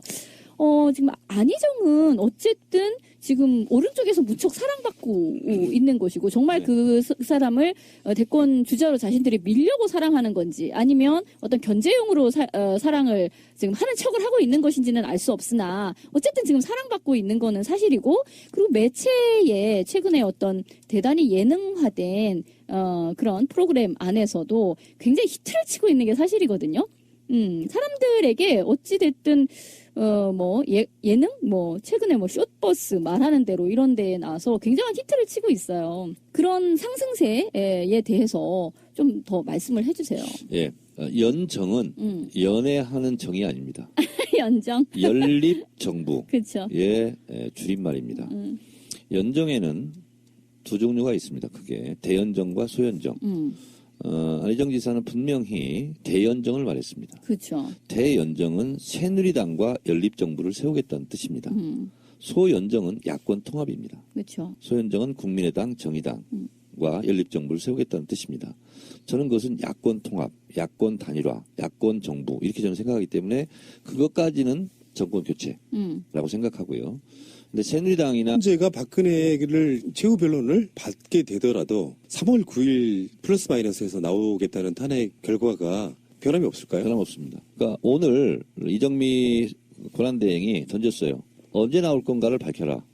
그리고 언제 나온다는 걸 밝히면 우리가 언제 나와라고 날짜를 정할 것이다. 그리고 문답을 해라. 이거를 이제 공을 던져놓은 겁니다. 그러면 지금 이 순간 박근혜는 나갈까 말까 이거를 고민하고 있어요. 문답 능력이 안 되잖아요. 문답 능력이 안 되죠. 문답 능력이 안 돼서 이제 나오면은 어버버버 내지는 정말 자다 남의 다리 긁는 소리를 혹시라도 하지 않을까. 저는 그거에 대한 기대도 있어요. 무슨 헛소리를 할지 모르잖아 사실. 그래서 오늘 헌재가 이렇게 강력하게 나오는 것은 헌재 재판 지휘권을 발동한 거죠 지금. 그렇죠. 예. 네, 그래서 이 지휘권을 이미 발동했기 때문에 대통령이 중요한 것이 아니고 헌재는 로마에 가면 로마 법을 따라야 되지 않습니까? 헌재의 지휘 발동권에 의해서 작동되게 돼 있다. 그리고 헌재는 헌재 스케줄대로 갈 것이다. 는 거고요. 3월 9일 날 제가 예측을 했는데 헌재에서 정청래 예언을 너무 100% 정확하게 맞춰주면 곤란하다. 그래서 뭐라고 중간에 지금 툭 하나 던졌냐면 특별한 판결은 꼭 목요일에 할 필요는 없다. 그렇죠. 여지껏은 목요일날 여지껏 해왔는데. 목요일 날 해왔어요. 그리고 제가 계속 3월 9일 목요일 날 할 것이다. 이렇게 예언을 하니까 이게 세상이 말이야 정청래의 지휘 조정하에 움직이는 거 그렇죠. 아니냐. 따라하는 것 같고. 약간 살짝 자존심이 상했어. 그래서 그 말을 하는 것은 3월 10일 날 하겠다는 거죠. 예. 그물을 사방에다 다 쳐버려갖고 이제 안 맞을 수가 없겠는데 이 정도 되면. 그래서 대통령 선거는 5월 9일일 가능성이 높습니다. 예. 그게 아니면 그러네요. 3월 9일 날 하면 4월 26일일 가능성이 높았거든요. 그래서 5월 9일 설이 가장 유리해요. 날짜는 조정할 수 있잖아요. 근데 그 국회에서 이제 대선일을 아니 근데 60일 이내라고 돼 있어요. 3월 10일 날 하잖아요. 그럼 60일 이내가 5월 9일이 마지막 날이에요. 수요일이에요, 또? 화요일입니다. 화요일이요? 네. 근데 이제 5월 8일 날 하면 월요일이잖아요. 그럼 일요일 연휴가 끼잖아요. 그러면 5월 7일이 일요일, 6일이 토요일이잖아요. 그러면 5월 5일이 금요일이잖아요. 그럼 5월 4일이 목요일이잖아요. 네. 5월 3일이 수요일인데 석가모니 탄신일이에요. 그러니까. 이 날짜를 내가 다 깨고 있어 지금. 그러니까 5월 첫 주는 안 돼. 네. 이게 너무 공휴일이 많고 그러면 그래가지고요. 그 전주 수요일이 4월 26일이에요. 대통령 선거는 통상 수요일 날 네, 하거든요. 수요일 날 했죠. 이 정도 되면 무당이 맞아. 이게 길이를 뽑아내는데 아주 용한 또 능력이 제가 지금 있으시네. 달력 안 보고 얘기하고 있죠? 그렇죠?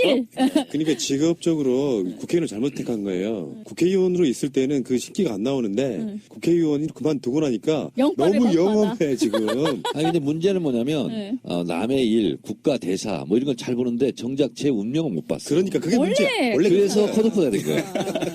원래 저도 작두구령. 저에 대해서 예언도 하고 나를 뒤돌아보고 했어야 되는데 그러지 못했어요. 그게 신을 모시는 사람의 운명이에요. 맞아요. 어떤 분도 자기 운명을 이렇게 개척하지 못하고요. 두 번째 질문 그러면은 지금 우병우 구속영장 청구가 돼 있는 상태란 말이에요. 생소한 우리가 녹음하는 이 날만큼은 아직 결과가 안 나왔는데 우병우 구속영장이 기각되겠습니까? 아니면은 그게 받아들여지겠습니까? 100% 발부됩니다.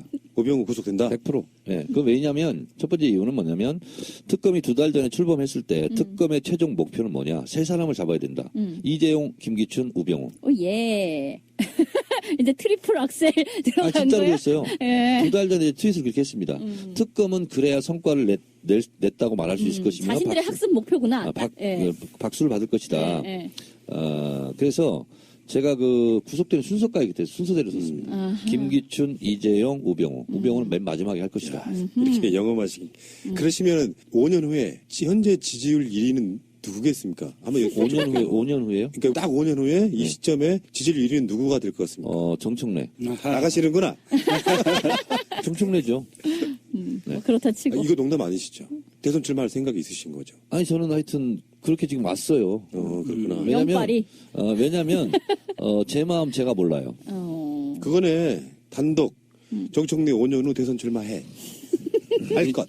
정치인이 대권 꿈을 안 꾸면 뭐 정치인이 아니지 않나요? 정치인은 꿈을 두 개를 꾸죠. 개꿈과 용꿈. 용꿈. 정치인들 중에 대권 꿈꾸는 사람 많지 않아요. 내가 봤을 때는 국회의원 꿈꾸는 거죠. 그 기대권에 계속 안주할 수 있는 꿈. 맞죠? 대략. 근데 청래형 정도면 용꿈을 한번 꿔볼 만한 그런 어떤 야심? 포부? 이런 게 있으신 분이잖아요. 아니 근데 그거는 이런 거죠. 일국의 국가 원수는요. 개인의 노력의 영역 밖에 있습니다. 아하. 그래서 천운이 있어야 노력으로 돼. 되는 거 아니에요. 네. 국회의원은 노력의 영역 안에 있습니다. 그래서 열심히 노력하고 하면 될 수 있어요. 근데 대통령은 개인 영역 바뀝니다. 왜냐하면 민심을 개인이 움직일 수가 없거든요. 그리고 민심은 천심이잖아요. 그 천심은 개인의 노력과 관계가 없습니다.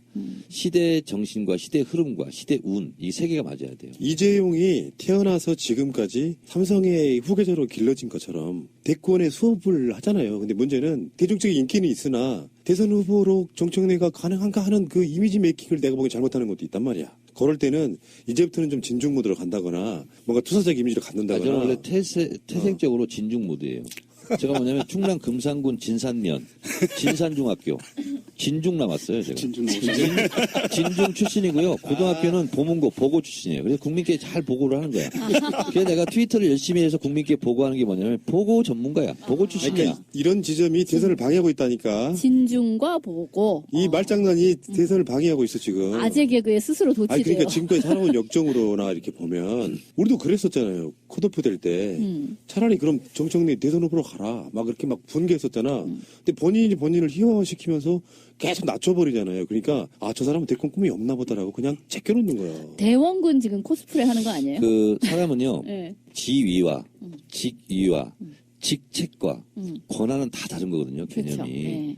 지위는요, 자기가 높아진다고 해서 높아지는 게 아닙니다. 끊임없이 낮은 대로 임했을 때, 당신은 여기 있을 게 아니야. 오해를 받을 수도 있잖아. 아니, 너무 자기를 중심으로 막 지구가 돌고 막 이런 거 아니에요, 지금? 아니, 우주 행성이 네. 저의 머리 회전 속도하고 같은 속도로 지금 움직이고 있어요. 어떡해. 아니, 근데 좀 아쉽기는 해요. 왜냐면 저는 뭐 TV를 꽤 많이 보는 입장에서 솔직히 TV조선에 요즘 뭐 강적들? 뭐 안 볼 수 없어서 가끔씩 봐요. 무슨 관계가 있으면. 근데 너무 재미가 없고, 거기 패널들의 어떤 그 입담의 수준이 좀 떨어지는 거라. 그리고 좀 뭐랄까, 이렇게 뭐 쭉 지금 대선 주자를 얘기를 하면서 너무 편향되게 또 누구는 뭐 빼놓고 얘기를 한다든가? 이런 게 너무 눈에 확 보이는 거예요. 그래서 저런 데에 가서 어떤 사람이 좀 무게중심도 좀 잡아주고 너무 헛소리 하는 사람 좀, 이렇게 쪼아도 주고 해서 좀 이렇게 평정을 누가 해줬으면 좋겠다 싶었는데 일테면 왜 정청래님 같은 분이 저기에 어떤 선수로 좀 들어와 주면 저 허접한 방송들이 어느 정도 수준도 올라가고 내 눈도 즐거워질 것 같다 이런 생각이 들었는데 우사인 볼트는요, 산악자전거 경기를 안 합니다. 네. 아니 그리고 저는 제 생각에는 또 이런 것도 있어요. 우리 정청래 전 의원님한테 너무 선당우사만 많이 기대를 하는 것 같아요. 사람들이 당을 위해서 나서서 흙탕물을 맞아다오 이러는 얘기를 너무 많이 하는 거는 또 본인 개인한테는 마음의 상처가 될 수가 있거든요. 모난돌이 정 만든다는 말이 있고 그와 좀 비슷한 말로 뭐냐면 한번 희생을 요구를 하잖아요. 그럼 계속 그걸 또 요구를 합니다. 그래서 제가 그걸 왜 모르겠어요. 그럼에도 불구하고 그래도 내가 필요한 곳이라면 뭐든지 하겠다 이렇게 생각을 하고 있었는데 TV조선은 진짜 좀 안 내키더라고. 안 내키고 설령 세상이 바뀌고 사람들이 진짜 절대 다수가 원하는 상황이라면 TV조선에서 전화 걸어서 저한테 섭외하기 전에 내가 나가겠다. 차라리 이렇게 나가면 나갔지. 뭘 요구를 받고 뭐 하고 뭐 이런 건 아니다. 이런 생각이 들었어요. 그러면은 그 정봉주 전 의원께서 하시는 그 외부자들하고 네. 지금 판도라하고 물론 판도라는 이제 1위밖에 안 나갔죠. 네.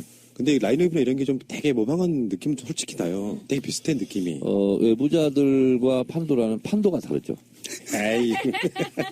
좀 다른 게요. 네. 우선 MBN에 들은 바로는 일단 사회자 배철수 씨가 좀 클래스가 다르고 그리고 그런 데는 좀 이렇게 개그맨 이렇게 하잖아요. 근데 남희석. 네, 개그맨이 아니었으면 좋겠다 이렇게 해서 아마 캐스팅을 한 것 같아요. 그리고 이제 배철수 씨는 아시겠지만 7080 콘서트하고 음악 캠프 이 두 프로 외에는 안 한다고 지금까지 다 고사를 하고 선언을 했었는데 이분이 MBN에 어쩔 수 없이 이렇게 하게 된 거는 MBC 제작본부장이 배철수 씨의 친동생이에요. 그래요 또?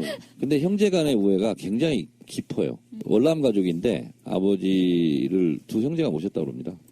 그리고 유래를 찾아보기 어려울 정도로의 그 형제 애가 좀 있답니다.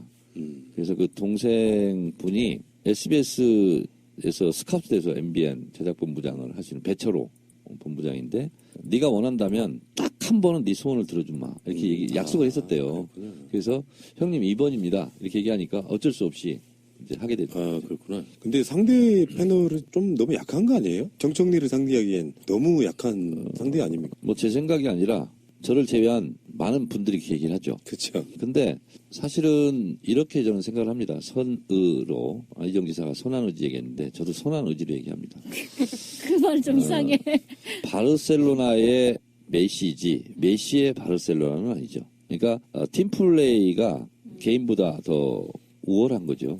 그런 면에서 팀플레이를 하는 것이 중요하고 네. 그리고 잘 맞춰서 해봐야 되겠다는 생각을 갖고 있습니다.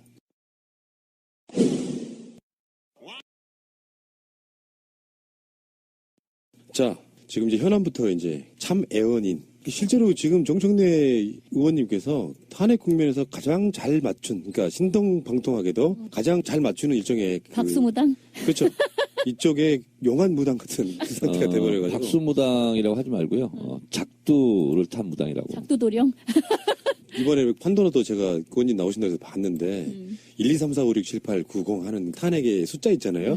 그걸 또 거기 썰을 풀고 있더라고. 그러니까 처음 들어본 사람들 되게 신기하면서 이렇게 보던 기억이 나는데 지금 헌법재판소에서 일정을 24일까지 받겠다고 했잖아요. 변론을. 네. 그런데 거기에 대해서 나가겠다 지금 이 상태가 된 거예요. 지금 이거 어떻게 해결이 되죠? 자, 이것도 사실은 한 달 넘게, 한 달 전에 제가 예언을 했었거든요. 그래서 결국은 박근혜가 할 수 있는 것은 유일하게 침대 축구예요. 뭐야 또 침대 축구. 시간 끌기 작전. 아하, 유일- 누워서 축구를 하냐 그렇죠. 이런 거. 네, 시간 가기만 기다리는데 그거 말고는 없었어요. 그러면 박근혜는 어떤 전술을 쓸까? 시간 끄기가 전략이고 전술을 어떻게 구사할까? 그러면 최대한 늦추는 거죠. 그러면 첫째, 그냥 무더기 증인 채택. 그리고 무한 변론 시간 보장. 그렇죠. 그리고 우리에게 반론권을 보장해달라. 뭐 이런 걸로 갈 거예요. 그리고 그것도 이제 안 통하잖아요. 안 통하면 결국은 뭐냐면 박근혜 헌재 출석 카드로 마지막 흔들 거다. 예.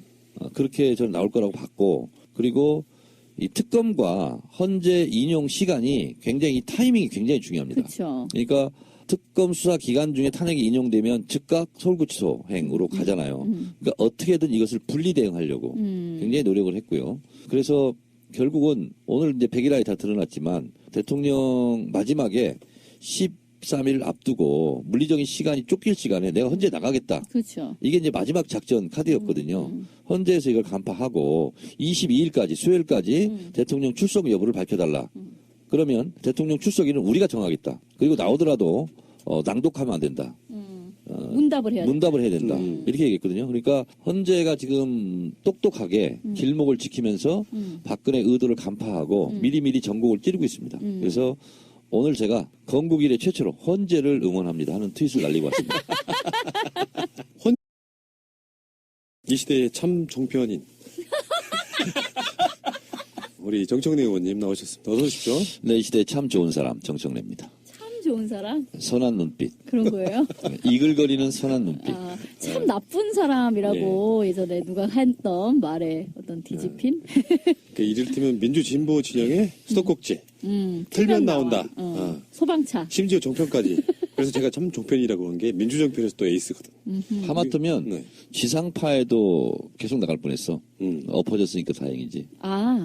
맞아. 예, 지상파 모 방송국에서 고정으로 하자고 했는데 결국은 정청래의 벽을 넘지 못하더구만. 출연료 세게 부르셨나요?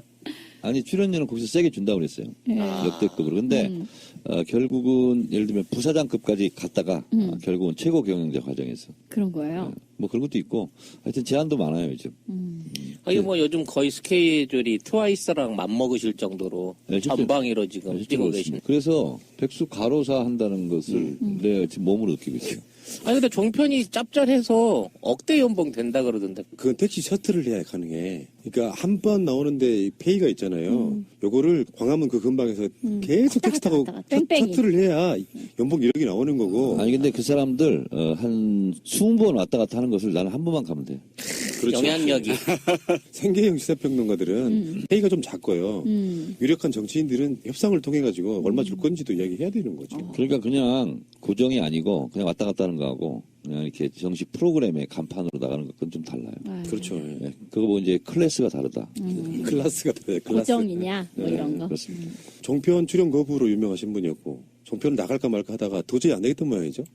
이건 약간 오해가 있는데요. 네. MBN은 제가 원래 나갔어요. 그래서 19대 국회에 들어가자마자 다른 데는 안 나가고 이제 MBN만 나갔어요. YTN, MBN은 원래 보도 채널로 있었잖아요. 그렇죠. 그리고 조중동 종편이 새롭게 나온 거고. 그래서 이제 MBN은 거의 반고정으로 1조에 한 번, 2주에 한 번씩 나갔어요. 그런데 이제 방송 끝나고 나오면 이제 차 타고 오면 조중동 종편에서 꼭 전화가 와요. PD 작가들이. 아니 거기도 종편인데 거기는 나가고 왜 우리 조중동은 안 나와요? 그럼 이제 제가 내 맘이야. 그렇게 끊어요. 그래서 이제 수없이 러브콜을 많이 받았어요, 사실은. 근데 조중동은 안 나갔었고 손석희 사장 뉴스룸 시작하자마자 제가 두 번째 게스트였어요. 첫 번째가 안철수. 두 번째 이제 안철수급으로 모신다고 그래가지고 제가 버럭 화를 내면서 아니 안초선은 지금 반초선인데 초선도 아니고 난 재선인데 사람을 지금 뭐, 어떻게 보고 지금 어디다 대고 지금 안철수급으로 모시냐고 그래서 기분 나쁘다. 원래 안 나갈 생각했지만 안 나간다. 안철수 의문의 일패야 지금. 근데 지금 나오신 프로그램이 판도라예요. 얼마 전에 히트했던 영화 제목이기도 하고 그 판도라에 나오시는데 그 전에 딱 반발짝 앞서서 정봉주 의원이 그 외부자들 그 프로그램이 좀 히트를 쳤어요. 그렇다 보니까 뒤따라가는 거 아니냐. 이상하게 정청래 의원님은 다 좋은데 정봉주 뒤를 따라가는 모양새가 좀 있어. 그건 아니고 제가 뭐 제자 뒤따라갈 일이 있겠습니까? 원래 TV조선에서 지금까지와는 진짜 클래스가 다른 역대급 최고의 대우와 최고의 권한으로 제안을 했었어요. 그러니까 예를 들면 뭐 MC도 정청래 당신이 마음에 드는 사람 정해라. 오. 그리고 TV조선이지만 조선일보를 까도 좋다. 편집하지 않겠다. 그리고 그 밖에 다른 여러 가지 것들도 그거 보고 이제 프리핸드라고 그러죠. 저한테 다 주겠다고 했는데 제가 거절했죠. 왜요? TV조선은 안 나가겠다. 좀 그런데 그렇긴 하다. 그래서 이제 사실은 이제 나가지는 않겠지만 그래도 요즘 시대의 흐름과 대중의 흐름 이런 게 있잖아요. 근데 그걸 한번 물어보고자 페이스북, 트위터 뭐 몇 개 게시판에 올렸어요. 근데 저는 깜짝 놀랐습니다. 역시 세상은 바뀌고 있고 고정 불변한 가치는 없다. 이런 생각을 했는데 60%가 나가래요. 60%가. 그리고 결과적으로는 그래도 안 나가겠다. 그랬더니 저한테 이제 원망하는 쪽지가 많이 왔어요. 정청래 의원의 소신과 그 의지는 충분히 높이 평가하나 본인이 흙탕물 안 묻히겠다는 거 아니냐. 정권 교체를 위해서라면 흙탕물도 묻히고 본진에 가서 싸워서 이기고 돌아와야지. 너무 본인이 고고한 척 하는 거 아니냐. 오히려 저한테 막 원망하는 이런 게 많았어요. 근데 평양 감사도 자기가 싫으면 못하는 거고 뭐 가슴이 시키지 않으면 못하는 거죠. 그리고 그런 상태에서 나가서는 좋은 방송을 할 수가 없고. 근데 저를 알고 있는 저 주변의 오피니언 리더들은 100% 다 나가라고 그랬습니다. 예를 들면 뭐 손혜원 의원부터 기왕 나가려면 TV조선에 나가야 된다. 김호준 총수도 그러고 이동영 작가도 그러고. 적의 본진을. 네, 본진을 타격하고 네. 거기 나가서 본진에 가서 가장 큰 폭발음을 낼 수 있는 사람은 정청래가 유일하다. 그래서 나가야 된다. 그래서 참 고민도 좀 했어요, 사실은. 왜냐하면 이렇게 많은 사람들이 원하는데 내 그까지 자존심, 소신이 뭐 중요하냐, 정권 교체가 더 중요하지 않냐 그런 생각을 잠시 하긴 했어요. 근데 저희 집사람이 남자가 말이야 한번 안 나가다가 있으면 나가지 말아야지 그렇게 얘기하더라고요. 근데 저는 좋아 보입니다. 같이 이야기해야 될 대상이 아예 안 나오면요. 실체가 없는 대상에 대해서 막 가게 돼 있는데 이제 민주 진보 쪽 사람들이 정편에 나가기 시작하잖아요. 그러면 사람이 하는 이상 사실 정청래가 MBN에서 굉장히 확고하게 자리를 잡는다고 하면 MBN은 정청래를 심하게 깔 수가 없어요. 그런 방식으로 뭔가 인맥 관계에 있어서의 그런 일종의 보이지 않는 카르텔을 만들어주면 실제로 도움이 됩니다. 그러니까 좀 다른 각도인지 모르겠지만 두 가지가 이제 사실은 저도 사람인지라 좀 생각을 하게 되잖아요. 하나는 어쨌든 조선일보 영향력이 대단한 거 아닙니까? TV조선에 대해 나가면 그동안 저를 막 이렇게 욕하고 막 이렇게 했던 것은 좀 덜하지 않을까. 솔직히 그렇지 않습니까? 그런 게 하나 있고. 또 하나는 진짜 이거는 이래서는 안 되겠다고 이렇게 결심에 종점을 찍은 게 뭐냐면 3월에 종편 제어가 심사 있지 않습니까? 그걸 위해서 걔네가 그렇게 하는 건가? 그것을 위해서도 이제 생각하는 거죠. 근데 어차피 뭐 되긴 될 것 같은데 저는 그런 누명 쓰고 싶지 않았어요. 정청래 안 나갔으면 제어가 안 되는데 정청래가 나가서 제어가 된 거 아니냐. 이런 좀 더 높은 데 올라가서 좀 더 큰 역할을 해. 이랬을 때 지위가 올라가는 거예요. 지위는 절대로 욕심을 내면 안 되는 거고요. 직책은요. 어떠한 자기가 업무를 맡았을 때 자기가 감당할 영역, 무게만큼 맡아야 돼요. 욕심 부리면 오히려 마이너스예요. 그래서 그것도 진짜 자기 자신을 객관화해야 되거든요. 그래서 많은 정치인들이 실패하는 가장 큰 본질적인 이유가 자기 자신의 객관화에 실패하는 겁니다.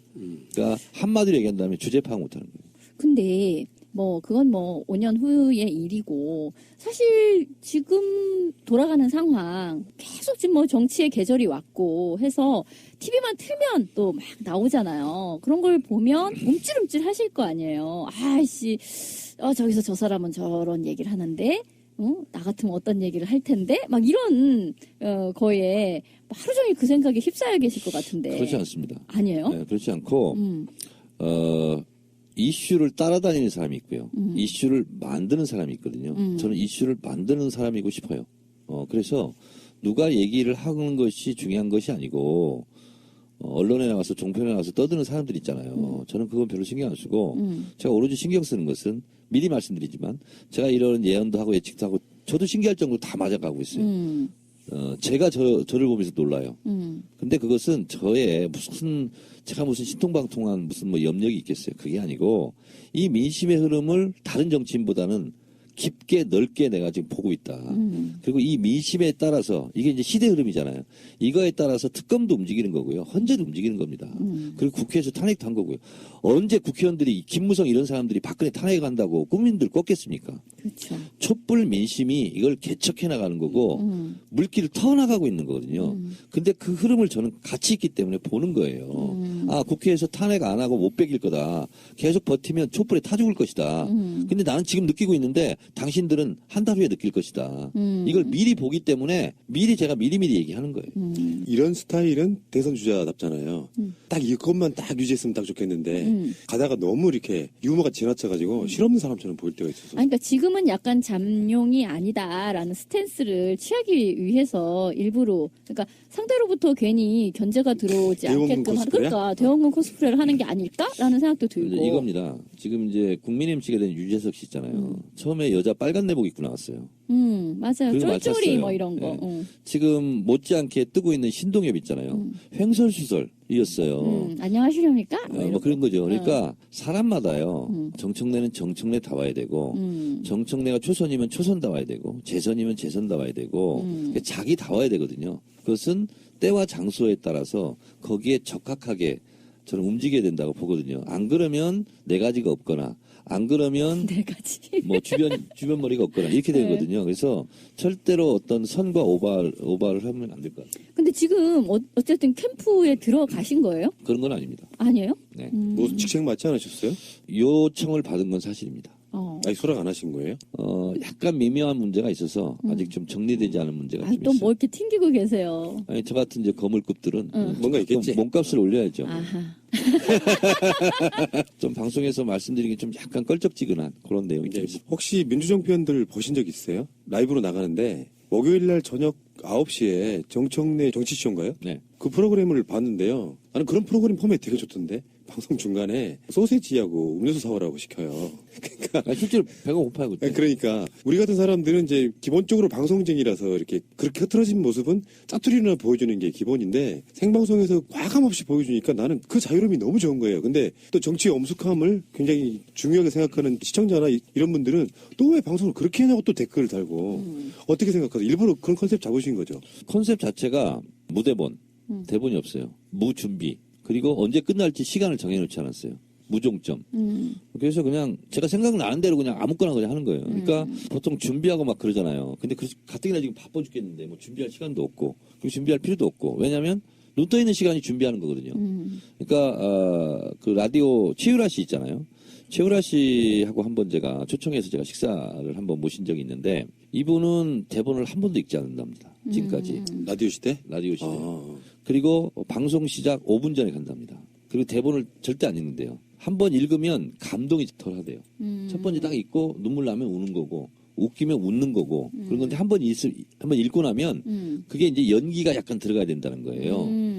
그러면 방송을 어떻게 이렇게 잘하냐고 준비도 없이 그랬더니 이분은 가정부가 없고 운전기사도 없고 생활을 자기가 다 하는 거예요. 아이 학원 가 있으면 픽업하러 가 있고 은행 가고 시장 가고 이런 걸 다 한다는 거예요. 그것이 준비라는 거예요. 그러니까 저도 마찬가지로 뭐 어쨌든 지금 제가 정치 쇼인데 정치 이야기를 해야 되는데 그걸 미리 그걸 위해서 준비하고 그런 게 아니라 24시간 동안 그렇죠. 잠자는 시간 이외에는 다 그걸 고민하고 또 생활 정치인이시구나. 그렇습니다. 그러니까 준비할 필요가 없는 거죠. 그게 준비 안 하는 게 컨셉이면은 그만큼 또 재미가 또 따라와요. 우리 또 왜 인터뷰들 아까도 전 인터뷰 하신 분 미리 막 인터뷰 시작기는 뭔 이야기를 하려고 해요. 그래서 내가 말했지. 그런 이야기는 인터뷰 때 하시라고. 그러니까 한 번 더 듣게 되면 이게 연기가 돼버리는 거. 그런 측면이 있고요. 조금 순서가 좀 바뀌긴 했는데 아까 그 우병우 구속 관련해서 네. 정청래 전 의원님 그 트윗에서 본 게 있어요. 만일 이게 특검 연장을 안 하면 나중에 김기춘, 우병우한테 수사지휘 받게 된다. 이거 다 망친다라는 말씀을 들었는데 제가 아니 왜 특검이 이만큼 해놨어도 연장이 안 되면 이게 넘어가는가에 대해 의심을 좀 가졌거든요. 그거 전문적으로 한번 네. 샤프하게 한번 그건 이제 분석해 두 가지 측면을 가지고 얘기한 건데요. 하나는 예상에서 미리 블로킹하는 의미가 있고요. 그건 이제 그 트윗은 블로킹하는 의미가 있고 특검 연장을 위한 하나의 논리였고요. 근데 또 하나는 뭐냐면 우병우 같은 경우는 이제 제가 법원의 영장이 즉시 발부될 것이다 한 이유는 뭐냐면 법원에서도 미운털이 많이 박혔어요. 아, 이미? 네, 그렇습니다. 그래서 걸리기만 걸려라. 이게 이제 법원의 분위기거든요. 그래서 바로 그건 영장이 발부가 될 것이고